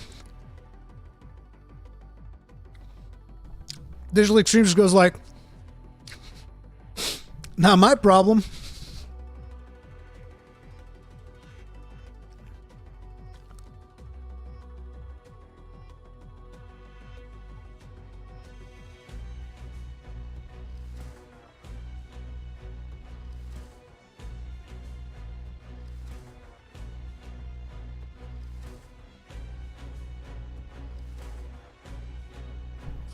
Or you have to take into consideration the current state of the economy, people discouraged from questionable decisions by those execs, and people have become more cautious about everything now. Oh yeah. I agree. Listen. I agree, but that doesn't change that from my interpretation of the situation, they're still the ones responsible. They still need to clean up their own mess.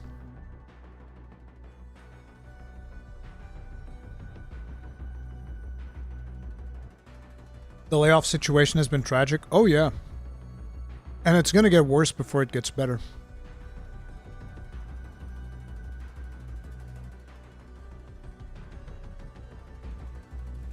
In the same way, the devs can also fight and not allow a publisher to get away with any dumb ideas they get right before a game's about to come out and try to fight for the customer as well.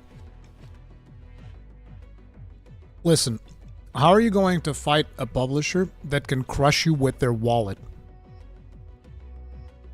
It's not about whether or not you can fight them. It's about whether or not you can afford to fight them.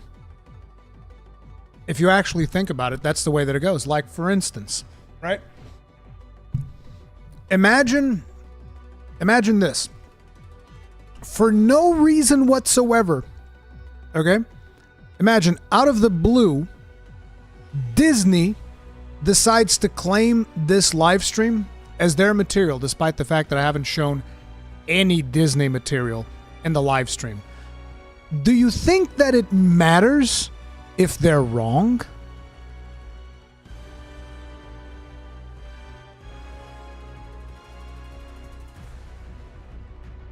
Do you think that matters? Do you think that's even part of the equation? If Disney wants to steal this live stream from me, they can. And there's literally nothing I can do about it. Like, what the fuck am I going to do? Go to court with Disney? Bro, they would take my fucking house. People still think that justice is fair. No, bro. The real world is pay to win. So when you're like, why don't they just fight the publisher? Because they're going to get crushed like a bug and they're going to die. And the game's still going to die anyway. That's why.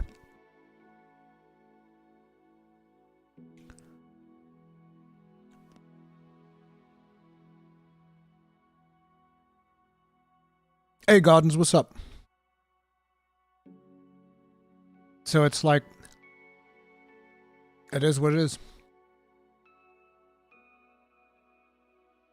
And another problem that they have now as well is that Digital Extremes wasn't just handling, they weren't just handling the server side of things. They're also handling marketing and publishing. And that's the reason why you don't hear almost anything about Wayfinder now, is because there's no marketing. Because Digital Extremes were the ones doing that. Now it's a self-published game.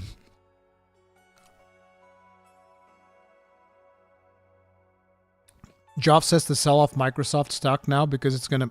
What? That can't be true. He's not allowed to do that.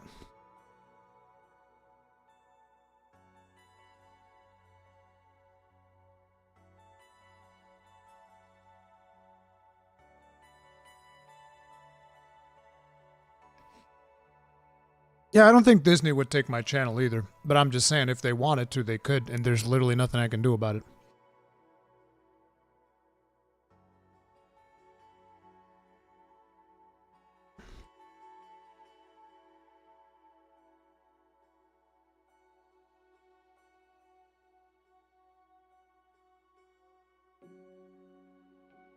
Excuse me, there's still AJ and I...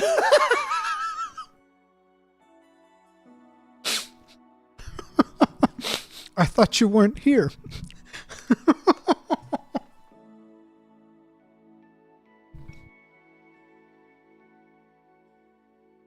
Oh, man. I'll comment on so many YouTube videos, you just watch me. You know who I think you should be approaching? I don't know how you can do it, but... You should pitch Angry Joe, because he's super anti-MTX, and you could be like, hey, our game used to be a live service. We've changed it completely. Now it's got no microtransactions. I think Angry Joe would actually like to report on that, but I don't know how you can get a hold of him.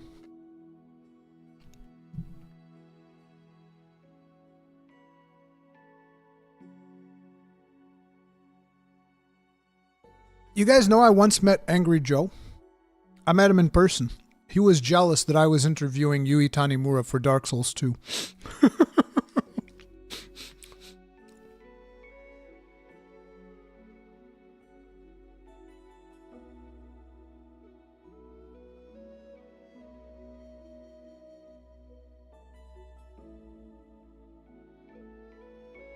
Sorry, guys, I'm just snacking real quick. We'll get back to the news.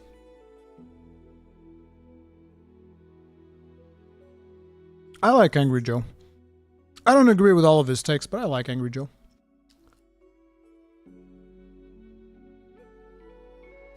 Angry Joe doesn't like Soulsborne games. That's fine. He doesn't have to.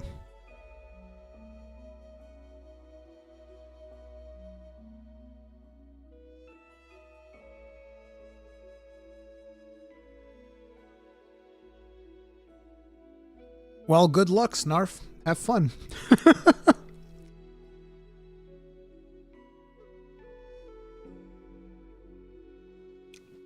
I thought there wasn't any capture, Shinrock. Cowboy was saying that there wasn't any capture at the event. There's new gameplay? Oh, right. Vati was showing gameplay. Oh, there's B-roll. Okay.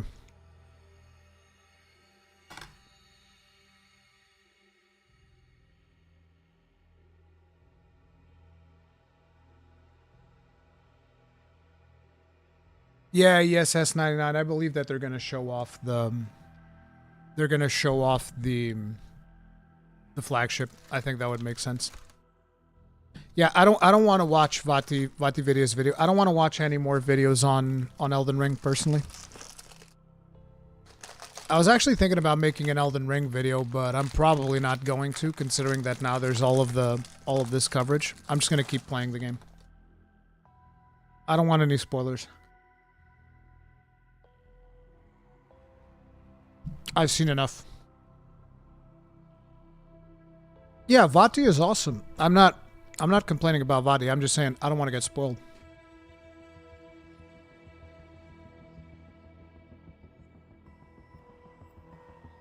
I think at one point I helped Vati with a copyright claim he had on one of his videos. It's a very long time ago. We chatted through Steam, which was the weirdest thing.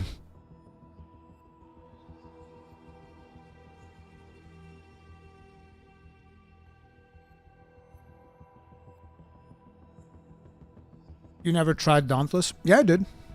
Dauntless is a ton of fun.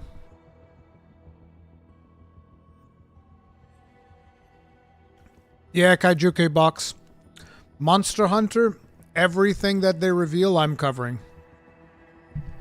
I'm covering everything.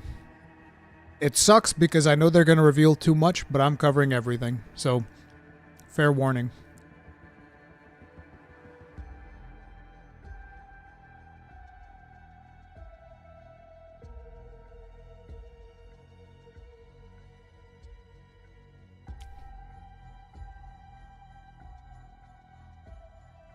Jack Wharf, I hope we get a sand whale.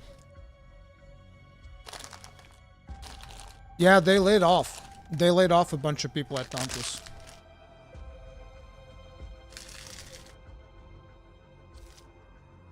No, Snarf, I'm just snacking, bro. I need a snack. You gonna cover Monster Hunter Mobile? No, they're doing... That's so silly. I saw it the other day. I didn't even report on it. Because they're making Monster Hunter Candy Crush. That's basically what it looked like. You guys saw that? Monster Hunter Candy Crush? It was feline something. Let me see.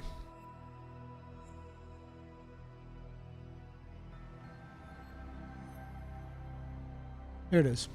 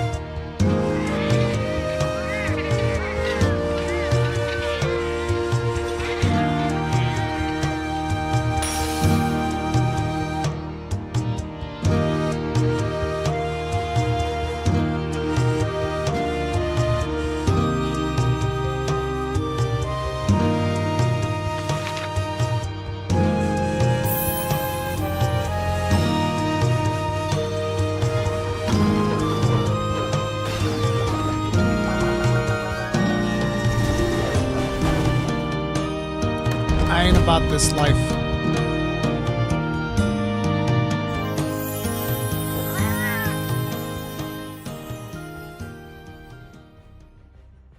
So I don't think that this is the Timmy game because there's no reference to Timmy in here. It only says Capcom.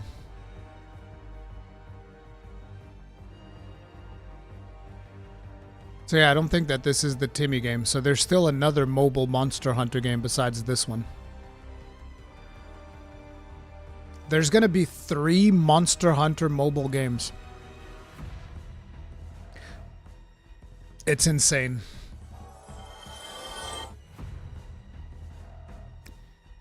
G1 Sunstreaker, thank you very much for the souls. Tip of the hat. Appreciate support. Thank you. Perhaps an unpopular opinion, I would honestly love to see more story interactions with the administration behind the scenes of the guild. Guild Knights, capture monster study interaction, nobility.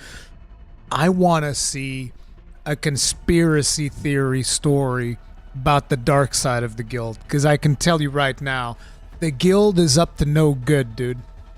It's up to no good.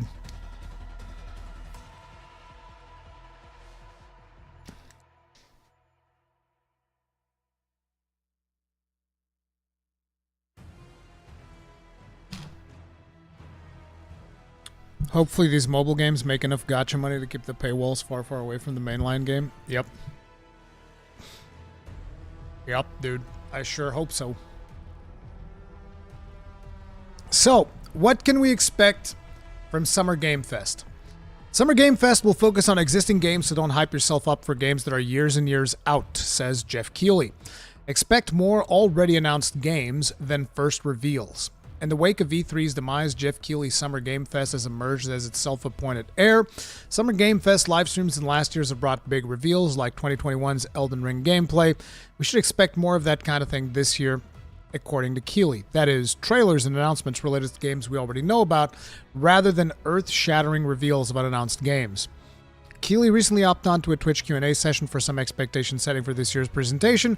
According to Keighley, while the 2-hour showcase will have plenty of trailers to show, it'll mostly consist of existing games that have new updates for fans, new content for released games, or trailers for games that have already been announced. This is not a show that has a lot of coming in 2026 or 2027, or teasers for games that are years and years out. We do already know some of what we'll see of SGF on Friday. As always, looking forward to more Monster Hunter Wilds previews. And Keighley said that there will be definitely new announcements, even if they're not blockbuster reveals. Maybe if the stars align, we'll be lucky enough for back-to-back Nick Cage appearance. Really? Keighley was pretty candid in saying that if you're looking for a huge surprise announcements, you're going to find those at the other tentpoles of the Keighleyverse. The Game Awards at the end of the year, when, unlike in summer, the major publishers don't always have their enormous events for big reveals. As a result, Keighley said the Game Awards has a lot of usually big surprises, while Summer Game Fest is largely focused on announced stuff. There you go. It is what it is. So if you're waiting for big news, you're not going to get them. How do you guys feel about that announcement?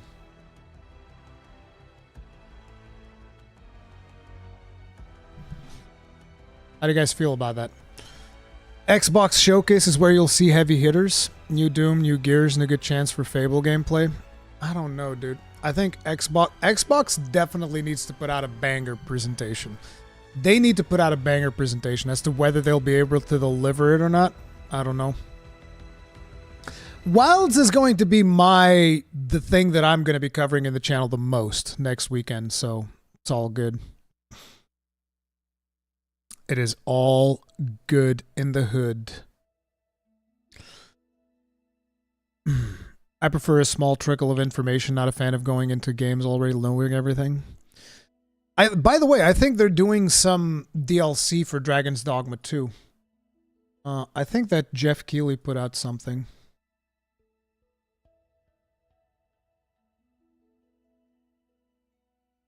Yeah, he did.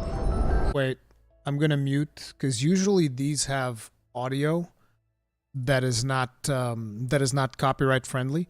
So I'm gonna mute the audio, or we're gonna watch the presentation. This is some of the stuff that is coming. Wait, is that Hellblade 2?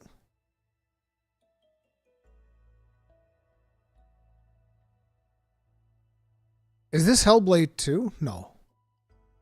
Yeah, I don't know what this is. Because it almost seemed like that's Senua in the background there. This looks like Senua, but I don't know. Speaking from experience, not lots of studios handing out investments for big new games at the moment. Yup. Big true. Oh, sorry. My bad. I'm stupid. This looks like Senua. Or am I wrong? I don't know. Why would Hellblade be there? Why would they be talking about Hellblade? That's weird.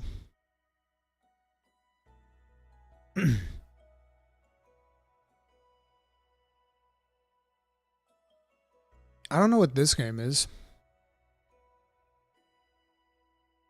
There was some Elden Ring in there. And this is why I think they're going to make some type of an announcement to Dragon's Dogma 2. What's Wilhelmina doing in the trailer? What's going on here? Of course, Outlaws. Astro. Monster Hunter Wilds. Dragon Ball. What is that?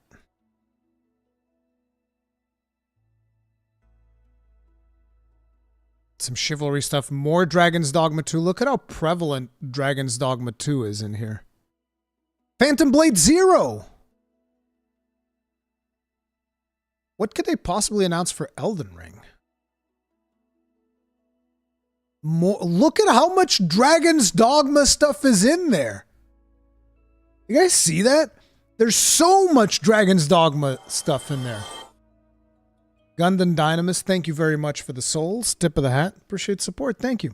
They need to get rid of Longsword and give us medium bowgun. True.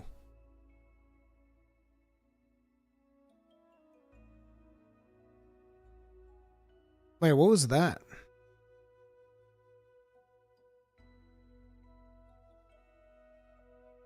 Okay, first and foremost, isn't this Dragon Age? This might be Dragon Age. And I suspect that this is Mass Effect.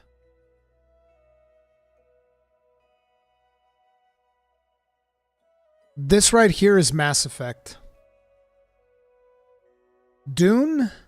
This is Dune?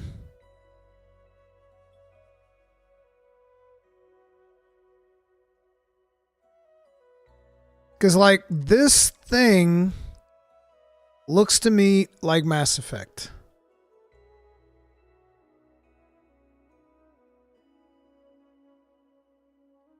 But I'm not too familiar with Dune, so it could be Dune. It's just I'm looking at this thing. I could very easily see an N7 logo in here. That's Dune? Okay, it might be Dune. More Dragon's Dogma. Just look at the amount of Dragon's Dogma. More Dragon's Dogma. It's like every other clip. Phantom Blade Zero. So we're going to be getting some Phantom Blade Zero there. That's good, because we haven't heard from Phantom Blade Zero in so friggin' long. Wonder if it's going to be a PlayStation exclusive. Yeah, Senua. This is the first Descendant, right?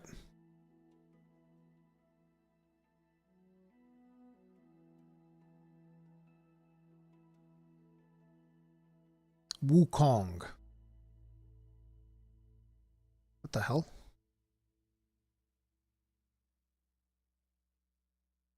Yep. Dune from the creators of Conan MMO. Oh yeah, and some Pal World. Pal World.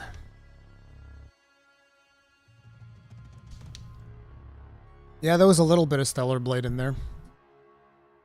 Okay, so I already talked about this in another live stream, but I understand that probably there were people that weren't here. But we might as well talk about it now. There's also, I believe, a blog post that I wanted to check out.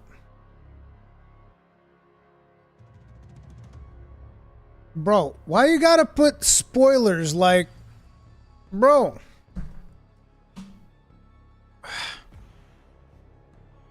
I wanted this thing.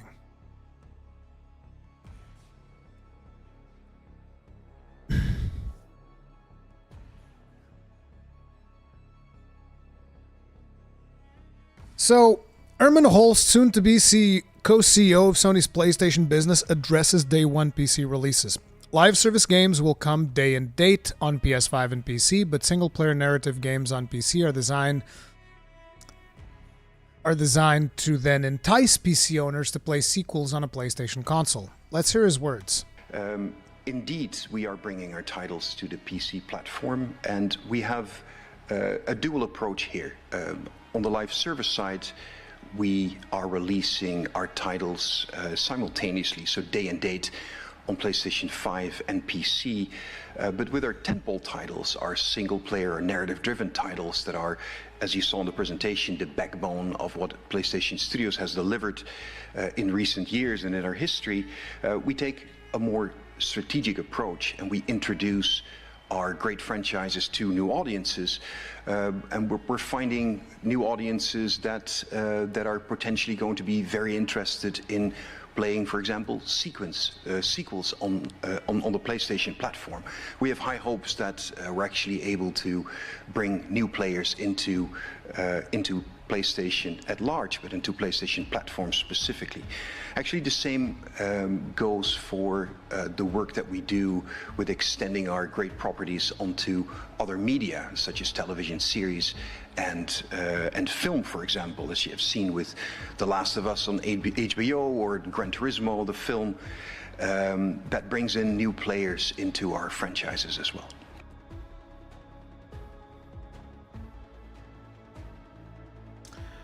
Yeah.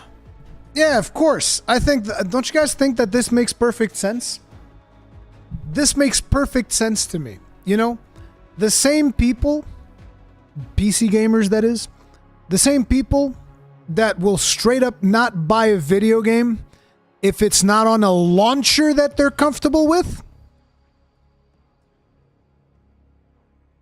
Okay? If the game is not on a launcher that they're comfortable with, they won't buy it. But they'll buy a $500 console.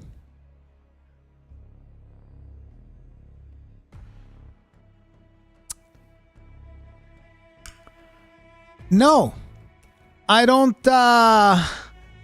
think that's gonna happen, buddy. I'm sorry, Herman. I'm really sorry. Like, I don't know who told you this was going to happen. I don't think it will. I don't think that's gonna happen, brother.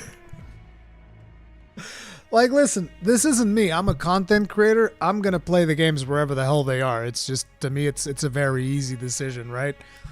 But I can assure you, a majority of PC gamers, they ain't buying no PlayStation 5 so that they can play God of War Ragnarok. The funniest thing about this was also that, you know, he's talking about how we're going to introduce the thing and then we're going to expect them to go buy the sequels in the console. And then the next day, they announced that they're releasing God of War Ragnarok on PC.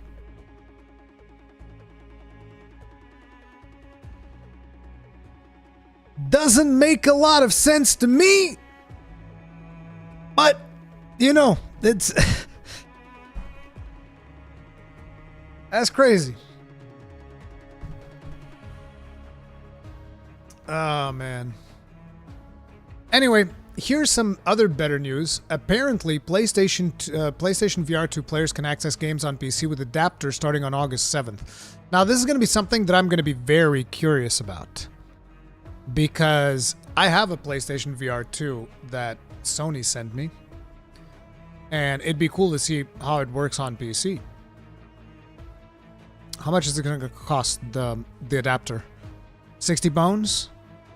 60 bones on select retailers and direct PlayStation.com. I'm very curious about this. I would love to see.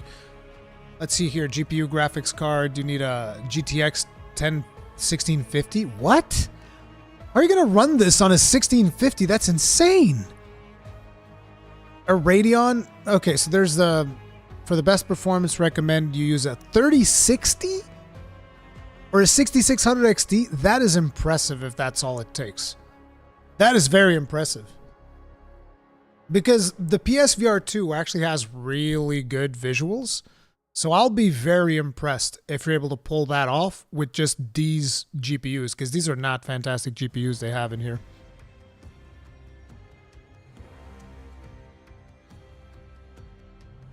It is. PSVR 2 is really, really good.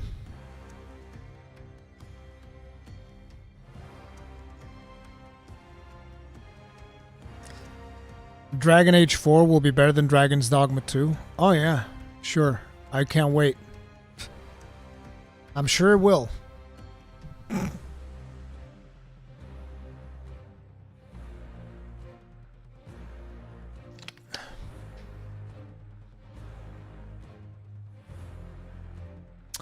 PS5 is roughly equivalent to a mid-tier 20 series, if I remember correctly. There's more to it than that. People like to draw direct comparisons to the just GPU performance, and they forget to include the fact that there's also the operating system of the console that works very differently to the operating system on the PC. It is actually able to take more advantage of the hardware than some of the stuff that is on PC. Fact of the matter is, the exact same hardware on a PC versus the exact same hardware on the console, you're going to get better performance on the console. The advantage of the PC is that you can get better hardware that grossly outpaces the console.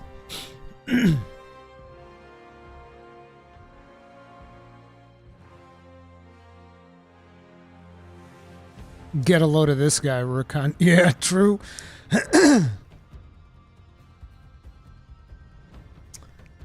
Yeah, this will be interesting to see. So, I've actually haven't been paying too much attention to No Man's Sky, but they released a new trailer and I'm curious No about Man's Sky, Adrift. The Adrift update brings a new gameplay event for No Man's Sky. For the first time, explore an abandoned universe. No shops, no life forms, no help. The new Iron Vulture starship is a safe haven in these dangerous worlds. Oh!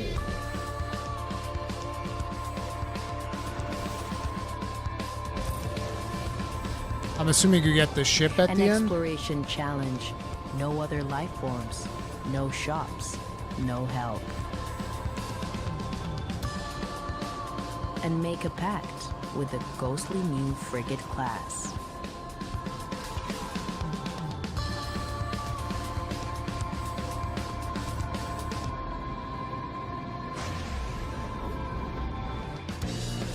As the mystery begins to unravel, Oh crap, I forgot. No, damn it. The music is...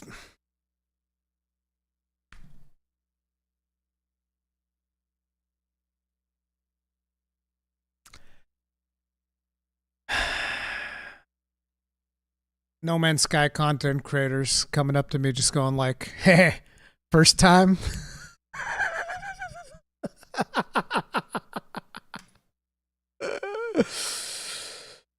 Oh, damn it. Yeah, their music is always copyrighted.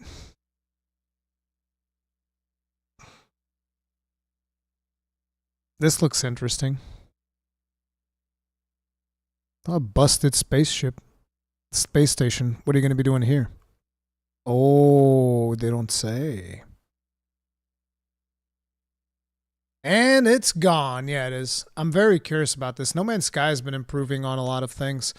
The thing is, I kind of want to start a fresh save of No Man's Sky on PC, but it really sucks the fact that they have all those expeditions that I've done, and I'm going to lose all of those things if I do a fresh No Man's Sky save on PC. Because I actually have some spaceships from expeditions and whatnot. I wish that expeditions weren't such a FOMO thing.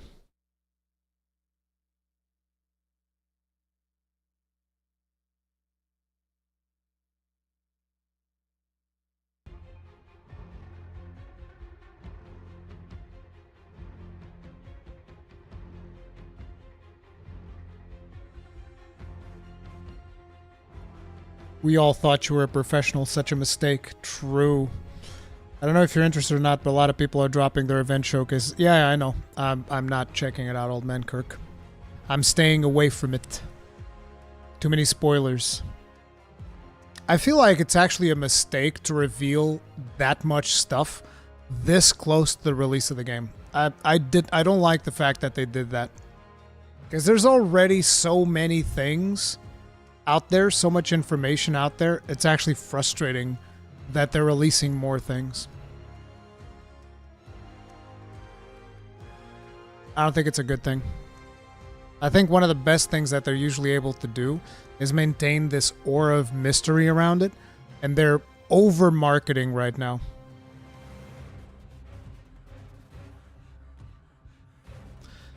So I wanted to check out some of the trailers that we got to see during the thing, because I never got to analyze some of these properly because they just go by so fast. This is the PSVR 2 game, Behemoth.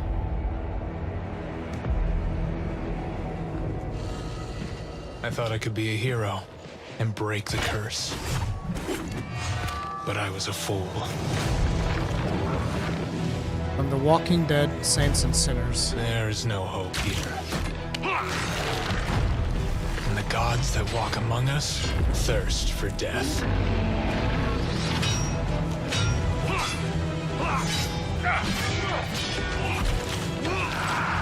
Very curious as to how the swordplay will Your work. head is mine!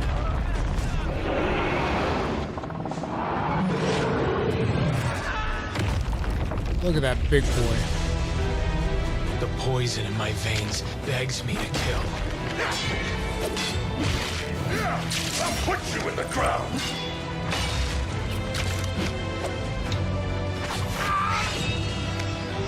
The power of our god is immeasurable! Thought I could be a hero. But heroes don't survive the Forsaken Lands.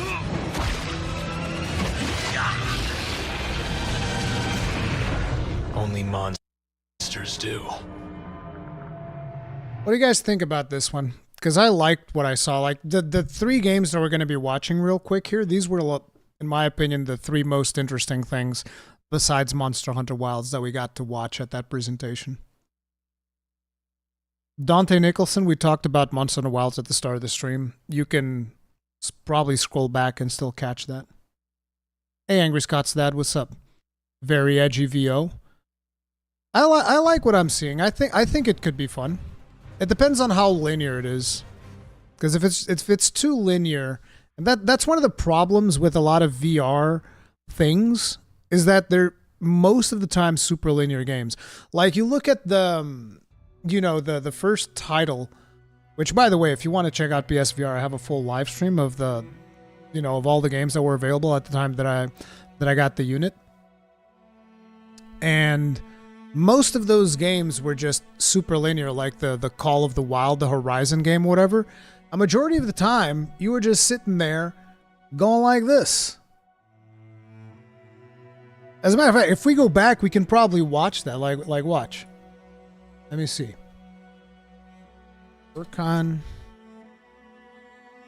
PS VR 2.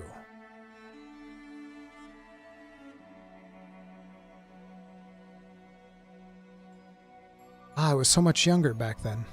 This was last year. But like, here's the unit. Where is it?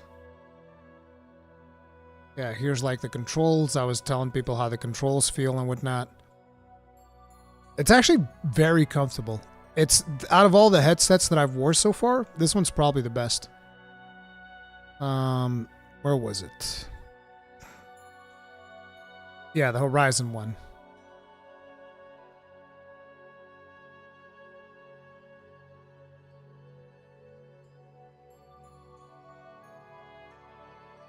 See?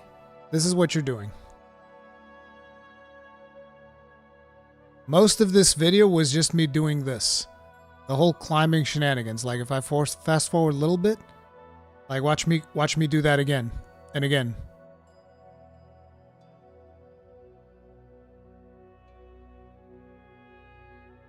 I got the stick stuck.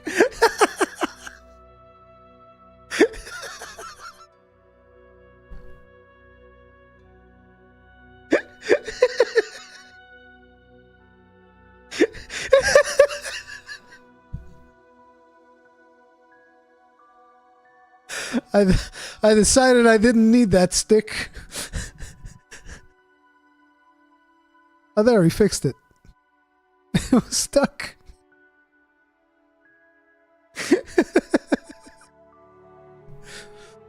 Yeah, see, then I was like, I'm trying to pull out the bow. There it is. See, and now we're doing the climbing thing again. I feel like I spent the majority of the demo doing this. Not demo, it's the full game, but like the little bit that I've played. Which is one of the problems with VR games is that often, you know, you're just doing stuff that is not that interesting.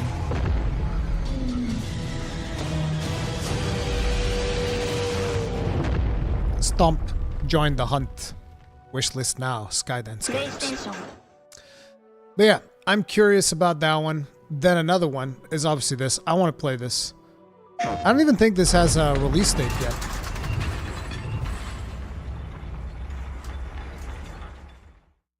Ogum was once a peaceful land, but each day. What'd you guys think of Path of Exile 2? Madness. Famine and plague besiege us.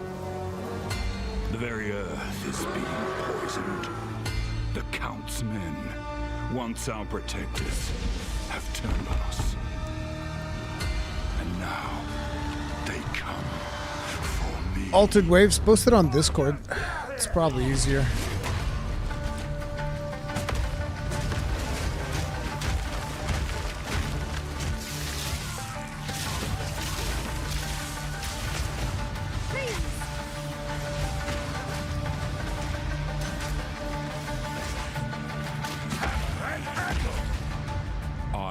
Be the one to face this nightmare. No noose this time. I'll remove your head myself! But I need not do it alone. I was very surprised they're allowing couch co-op. Very curious to see how that's going to work out with the different accounts and whatnot.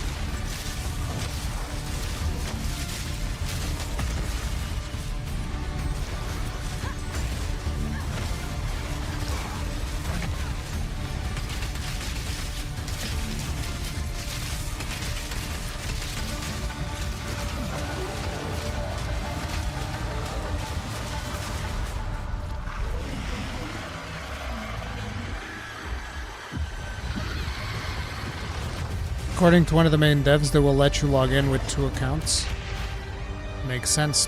Early access, late 2024. This will be interesting, I feel. And then there's this one. This one I was kind of disappointed with. I was kind of disappointed with this one. Because I was super excited when I first saw it. I don't know if you guys remember this one. Check it out. What the? Stars. Shoots. I have seen the miracles you so claim. Until the towering shadows vanished into the mist. I pray for their grace, but all that came were inferior shades. Why do we have to bear the consequences of such powers? Time. War. Mortality. These essences shall not fall into your treacherous hands.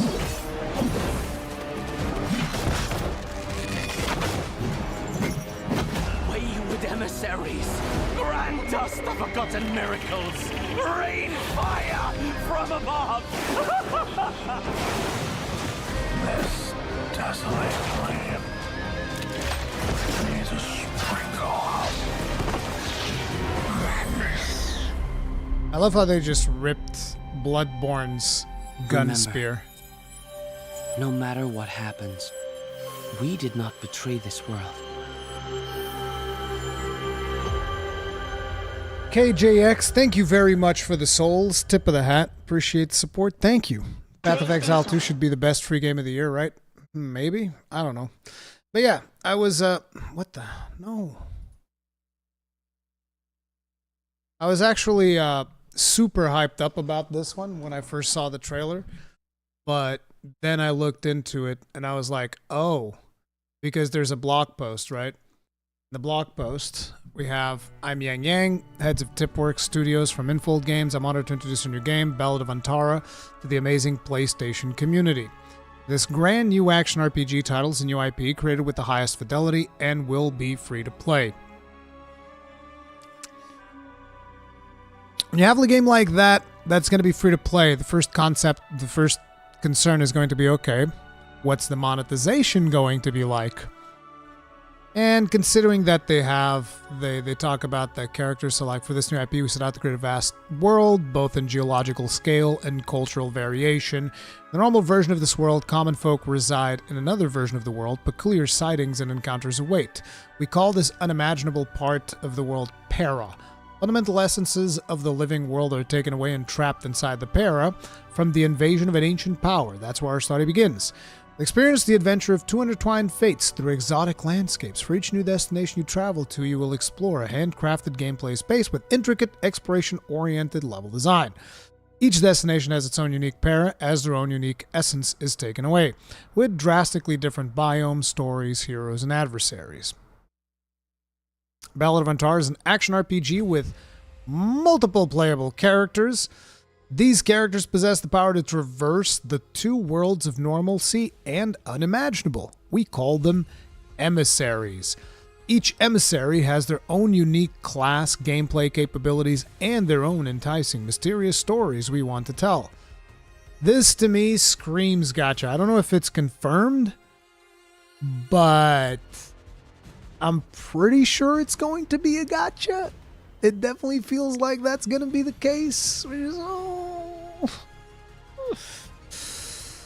Path of Exile is free too, but we already know what Path of Exile is. The monetization of Path of Exile, I believe, is like through cosmetics and a couple of quality of life things like inventory management, right? There's some inventory stuff that you get to do with Path of Exile.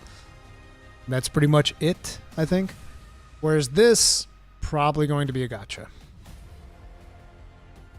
Finding and rallying these emissaries across the world, strengthening your forces and discovering the truth behind the calamity of this land are your primary goals in Ballad of Antara.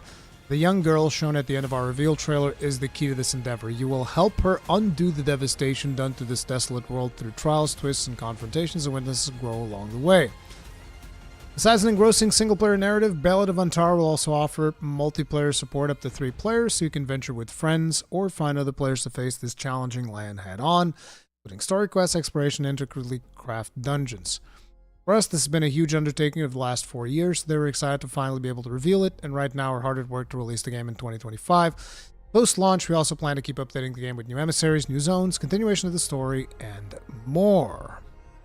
We hope the world of Ballad of Antara stays with you and grows with you for years to come. We'll be showing more of the game later this year, and we plan to work with our friends at PlayStation to bring Ballad of Antara beta test to PS5 when we are ready.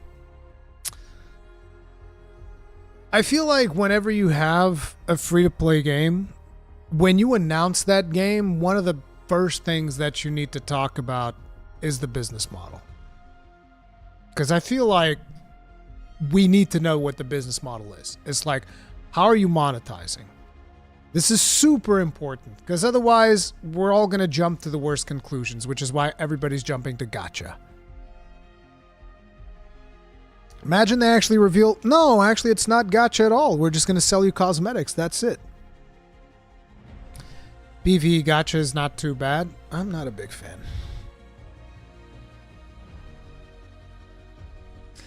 Too much reliance on predatory psychological warfare for my taste. I have an addictive personality. Yup. It's rough. It's rough out there in these streets. But okay, listen, guys. Are you ready for something a little bit lighter?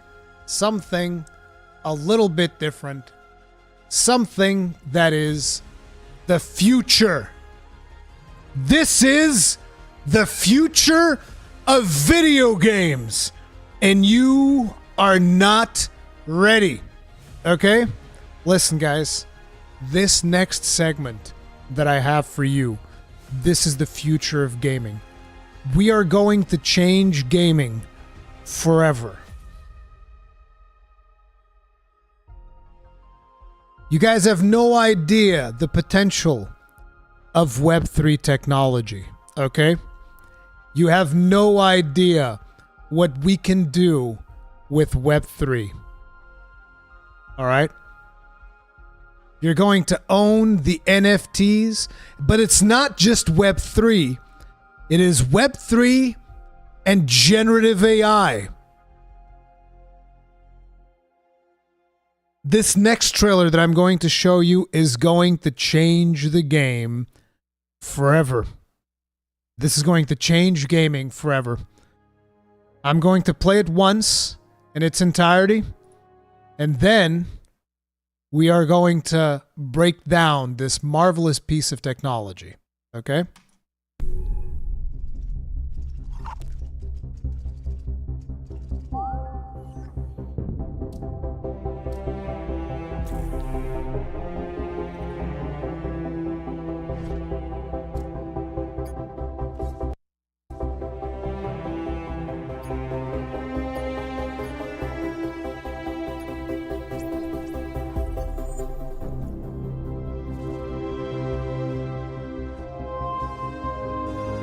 This is the future of gaming, guys!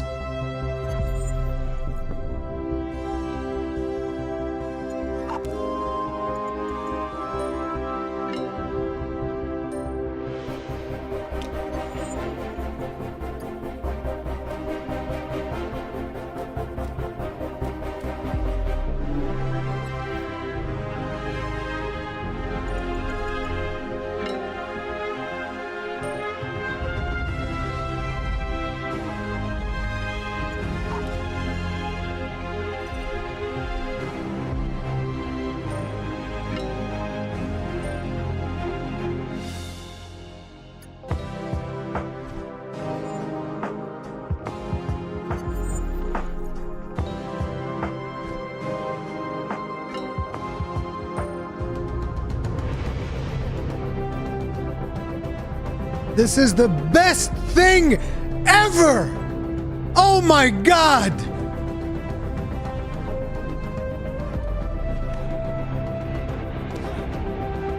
Look at these animations!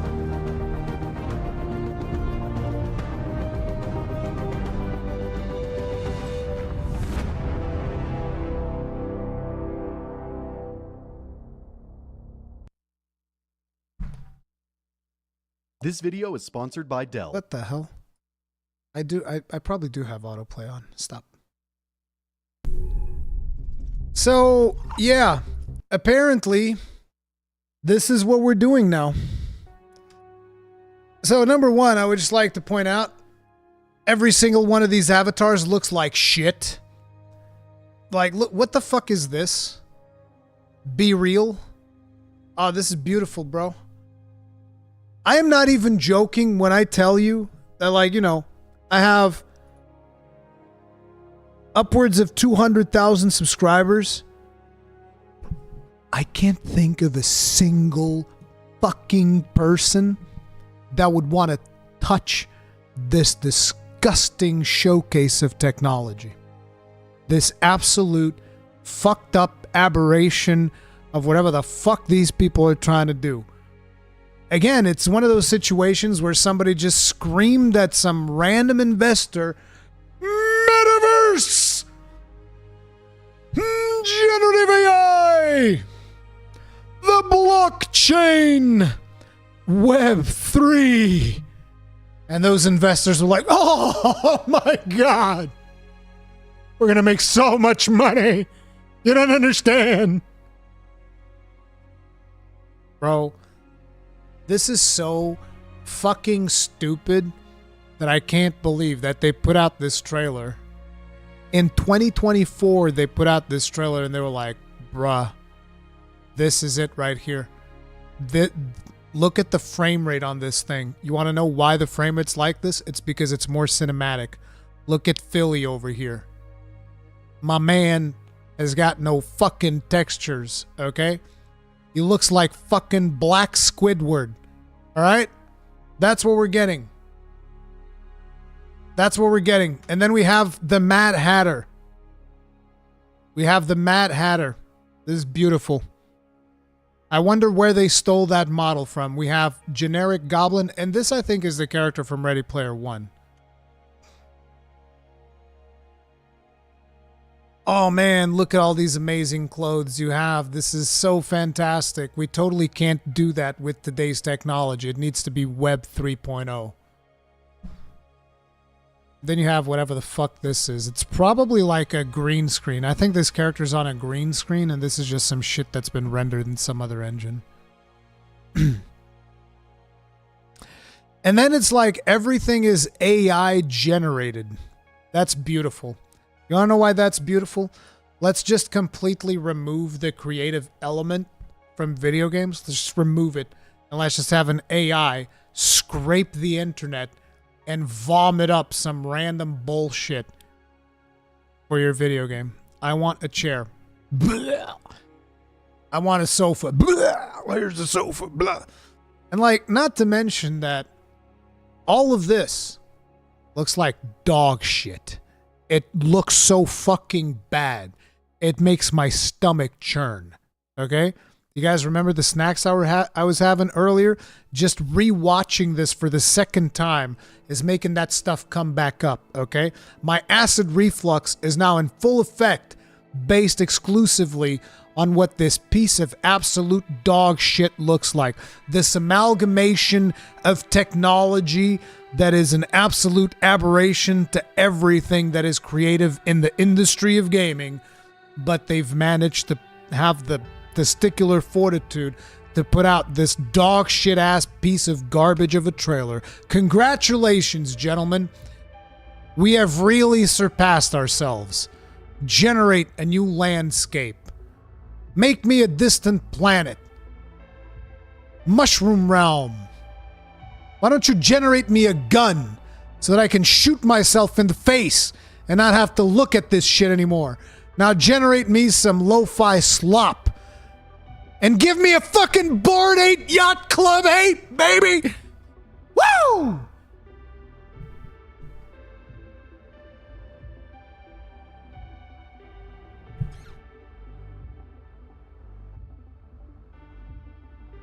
Look at those animations! Oh my god, meet up with your friends. Yes. You want to go box? It's on. Look at that running animation. Amazing, bro. Amazing. Was it generated by AI? Or did somebody manually animate that piece of dog shit? Oh, look at these. Oh my god. Oh my god, bro. Top notch. Look at that running animation. It doesn't even match the speed at which your character is moving. Look at it. You people make me sick with your Web 3.0 bullshit. With your NFT nonsense, your generative AI pieces of trash. Get the fuck out of here. Good Lord. See, I just wanted to give you some reason to smile. Aren't you smiling now? Wasn't that funny? Want to go bowling? Those dead stares. Yeah, dude. NFT monkey. Where did you find it? I was looking for news because I usually look for news. I look through Feedly and I look through news.google.com, and I guess it was probably a post in there. It's like, we're making Readyverse. It's like, bro, what the fuck is this? These people don't fucking quit. I genuinely just think that this is a scam. It's just a scam. They're just cheating investors out of their money. Like, that's it. That's all there is to it. I seriously want to see how low they can go. Just go all out. Yeah, dude. Just scam them completely. Made for 10-year-olds that just started on gaming, not for 30-year-olds and older that have hundreds of games in there. Can you imagine if gaming was actually to reverse that bad? If it was actually going to reverse that bad to have that piece of fucking dog shit actually be a video game, bro? Can you imagine that? Jesus Christ. Just fucking end me at that point. So what you're saying is we need more Web3 AI game devs. Exactly. Exactly. Readyverse gave me IMVU flashbacks. The most sad part, if 10-year-olds think this is the standard, yeah. Do you think Wilds will target a January or February release? I think Wilds is targeting a March release. Late March.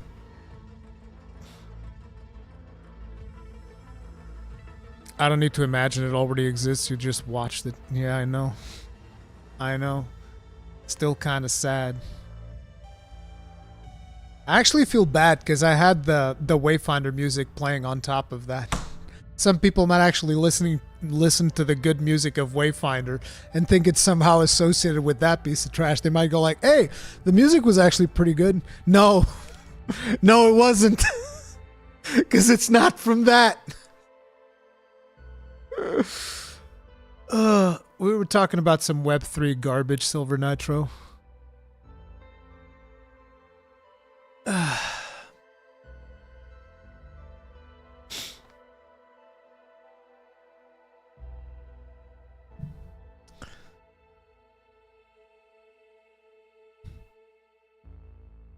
Someone in chat actually said at that time music is AI. No, the music is AI because during the first time I watched the presentation, I paused the Wayfinder music and I let the presentation music play. But the second time it was Wayfinder music. So when they said that it was AI, it was during when it was actually the music of the Web3 game. Have we seen your character with the new benchmark yet? No, I haven't even downloaded it. Do you update the benchmark? Do we need to update the benchmark? I actually want to check that out. Or do we have to download a new one? I guess we have to re-download.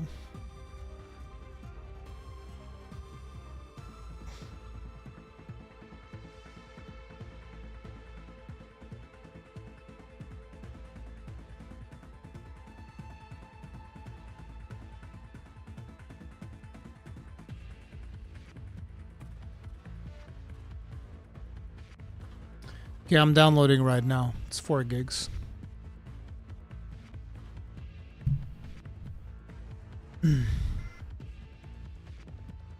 In the meantime,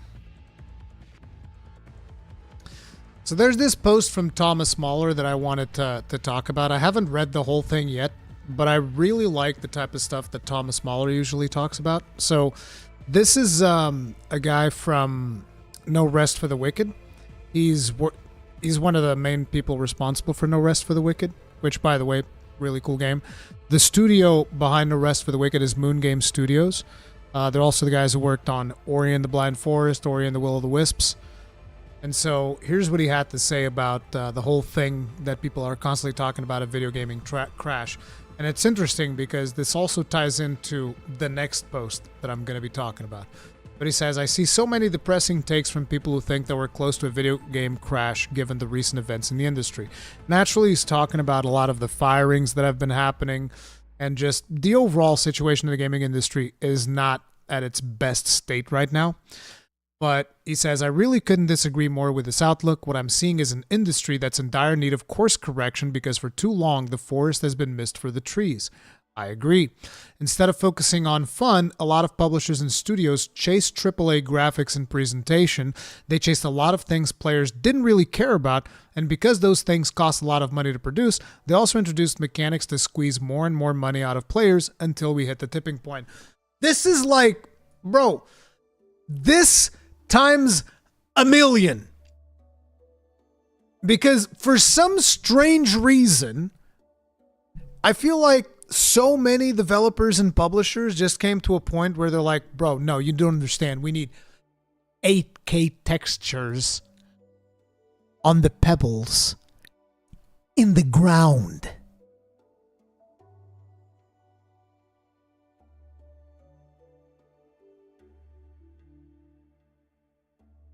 "8K textures for the pebbles in the ground."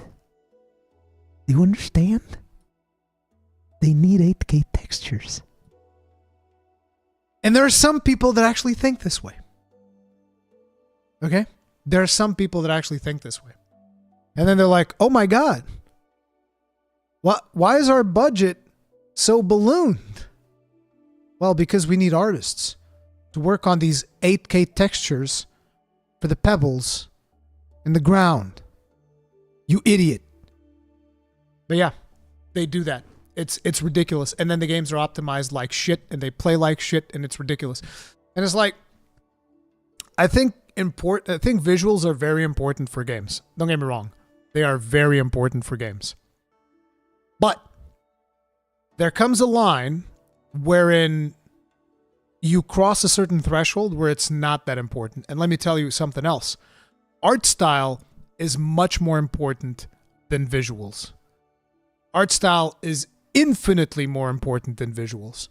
This is why you look at something like a Xenoblade Chronicles 3 that's running on a Switch and it looks fucking impressive. Because of art style. Because it sure as hell is not because of visual fidelity running on the fucking Switch. It's the art style that carries the game. Art style is much more important. And this is one of the things that Moon Game Studios excels at with No Rest for the Wicked. Most definitely.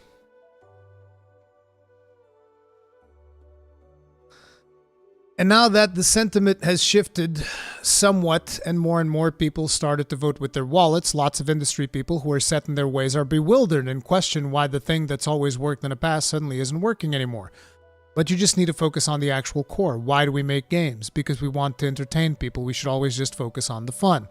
I'm actually extremely excited about where things are headed, even if the industry has to go through a period of pain in order to come out wiser on the other end. That's okay, mistakes were made and now it's time to course correct. I'm supremely confident that the best is yet to come, that we'll see entirely new games and genres and just fantastic new experiences being made as the outcome of all of this. That AAA developer who's been set in his ways and been laid off might just seize the opportunity, roll up their sleeves and come up with the next big thing. Always remember that when one door closes, another one opens. Embrace change because change is inevitable. And I very much agree with the overall sentiment of this message.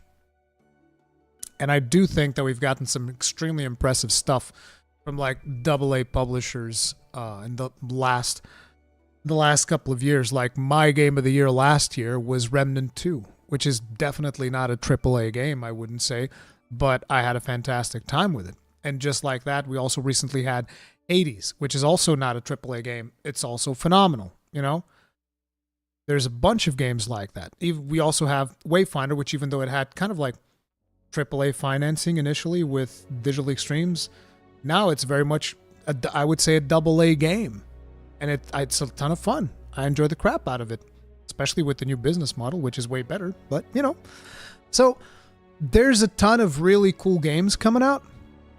But the problem is the big AAA companies, they can't pivot to keep up. And they're going to keep buckling under their own weight. And then, unfortunately, this is followed up by another news, which is 2Take is quietly killing Private Division, which Private Division are the people that are directly above Moon Game Studios.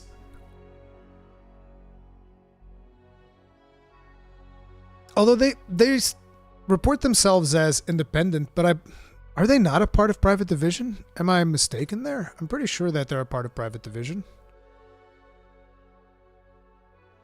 Scroll to the bottom. Microsoft, all rights reserved. Uh-oh.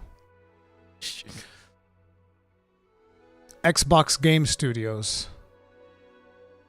Xbox Game Studios is probably because of Ori. Yeah, this is because of Ori. I thought these guys were under Private Division because it even says here, No Rest for the Wicked, Ollie Ollie World, Tales of the Shire. Recent weeks reports have surfaced that Take-Two is shuttering Kerbal Space Program 2 developer Intercept Games and Ollie Ollie World developer Roll7. Now, IGN has learned that not only these closures are imminent, but they are part of a larger move by Take-Two to either sell off... Wait. What do you think Course Correction looks like without a crash? I think their Course Correction is going to look like a lot of games not making a lot of money. They went indie. They used to be a part of Xbox. They're still indie, but Private Division is publishing for No Rest for the Wicked. Ah. So fundamentally, they're finding themselves in a very similar situation to Wayfinder, with the exception that their game is not always online. Earlier this month, Take-Two CEO Strauss Zelnick told IGN that Take-Two didn't shutter. Its owned indie studio's Intercept game and Roll 7 at the time was technically through, but both studios are currently operational, but they won't be for long. Speaking to multiple anonymous sources familiar with the matter, IGN has independently confirmed that Intercept Games is set to close on June 28th, following a notice period required by the Washington State WARN Act. Roll 7, too, is similarly winding down, though a small team remains to tie up loose ends. Meanwhile, Take-Two wants to offload Private Division one way or another. In February, IGN understands employees were told layoffs were imminent, but not given specifics on how many, why, or what was happening. Then at the end of April, employees of the label were told by management that Take-Two would no longer support Private Division, at which time almost all the staff were laid off. Small crew remains to support the remaining announced games, which Private Division has publishing deals: Moon Studios' No Rest for the Wicked, which is currently in early access, Weta Workshop's Tales of the Shire, and an untitled project from Game Freak. Take-Two has backed out of 2 other publishing deals that had previously agreed to under the label. One previously reported deal with Bluebird Team, and another sources described to us would have been with Ghost Runner developer One More Level. People at Private Division were amazing, talented, passionate individuals who love what they did. Though Private Division and its associated studios appear in danger of vanishing entirely, Take-Two is looking for other options, albeit with mixed success. The publisher has been in talks to find a buyer for the Kerbal Space Program IP, with or without Intercept games attached. IGN has learned that discussions took place for such a deal with strategy game publisher Paradox Interactive, but fell through, and it's unclear if another buyer will materialize in time. Take-Two is also in discussions to sell off Private Division, has found interest from a private equity firm, though a deal has not been agreed upon yet. Sources were aware that conversations were being facilitated in part by individuals with connections to Moon Studios' leadership. 2 of my sources expressed apprehension without such a deal and its connections, citing a 2022 VentureBeat report alleging oppressive work conditions at Moon Studios. I've looked at this report because it came up in the past, and this is literally one report that VentureBeat made, which I don't know what all happened surrounding that report, but it is one report which was then PR blasted by like 10 other different websites, all linking back to this report. And I was like, surely there's more sources. No, there's one report. I was like, huh, interesting. But, you know, one source I spoke with confirmed that everything in the report was true and worse. Another called the studio's founders cruel and a nightmare to work with. All those I spoke with for this story expressed frustration at Take-Two leadership for alleged mismanagement of the label, and called out Chief Strategy Officer and Private Division head Michael Woroz for poor leadership. Sources say the label was often saddled with unreasonable sales targets and pressure to release games before they were ready, with Kerbal Space Program 2 being a notable recent example, and yet all those I spoke to shared feelings of sadness surrounding the fate of Private Division, citing the team's sincere mission to help smaller independent studios, especially those that were newer and less established. The people at Private Division were amazing, talented, passionate individuals who loved what they did and also really cared about each other as a team and as people, one person said. We loved our projects, we worked hard, and we fostered a great environment internally. I would love to work with any of them again. The pain point was always Take-Two and associated leadership forcing our hand. The whole layoff situation proved what we already felt. Take-Two could not care less about its employees. Boom. And that's the state of the industry, folks.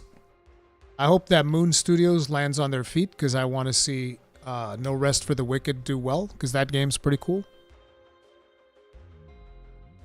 But yeah, it is a fucking bloodbath out there. A fucking bloodbath.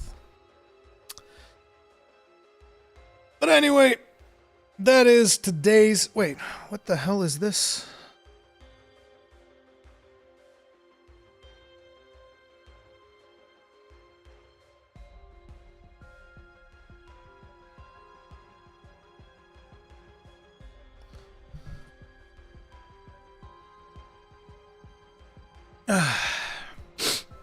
That is going to be it for today's Cons Anvil. If you guys enjoyed it, do hit that like button and subscribe, bell notification icon, all of that jazz. But for now, that is going to be it. I'm a little bit tired. That sounded weird.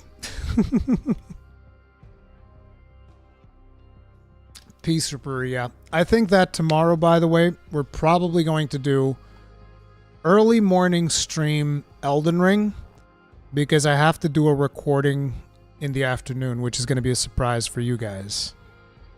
It's going to be a surprise for you guys, but I'm recording something in the afternoon, so we can't stream in the afternoon, so we might do an early morning stream instead. But I'll make an event for it reasonably soon. But yeah, thank you all very much for hanging out with me. Thank you, everybody, for the support, and I'll see you guys later, right? Have a good one, team. Peace out.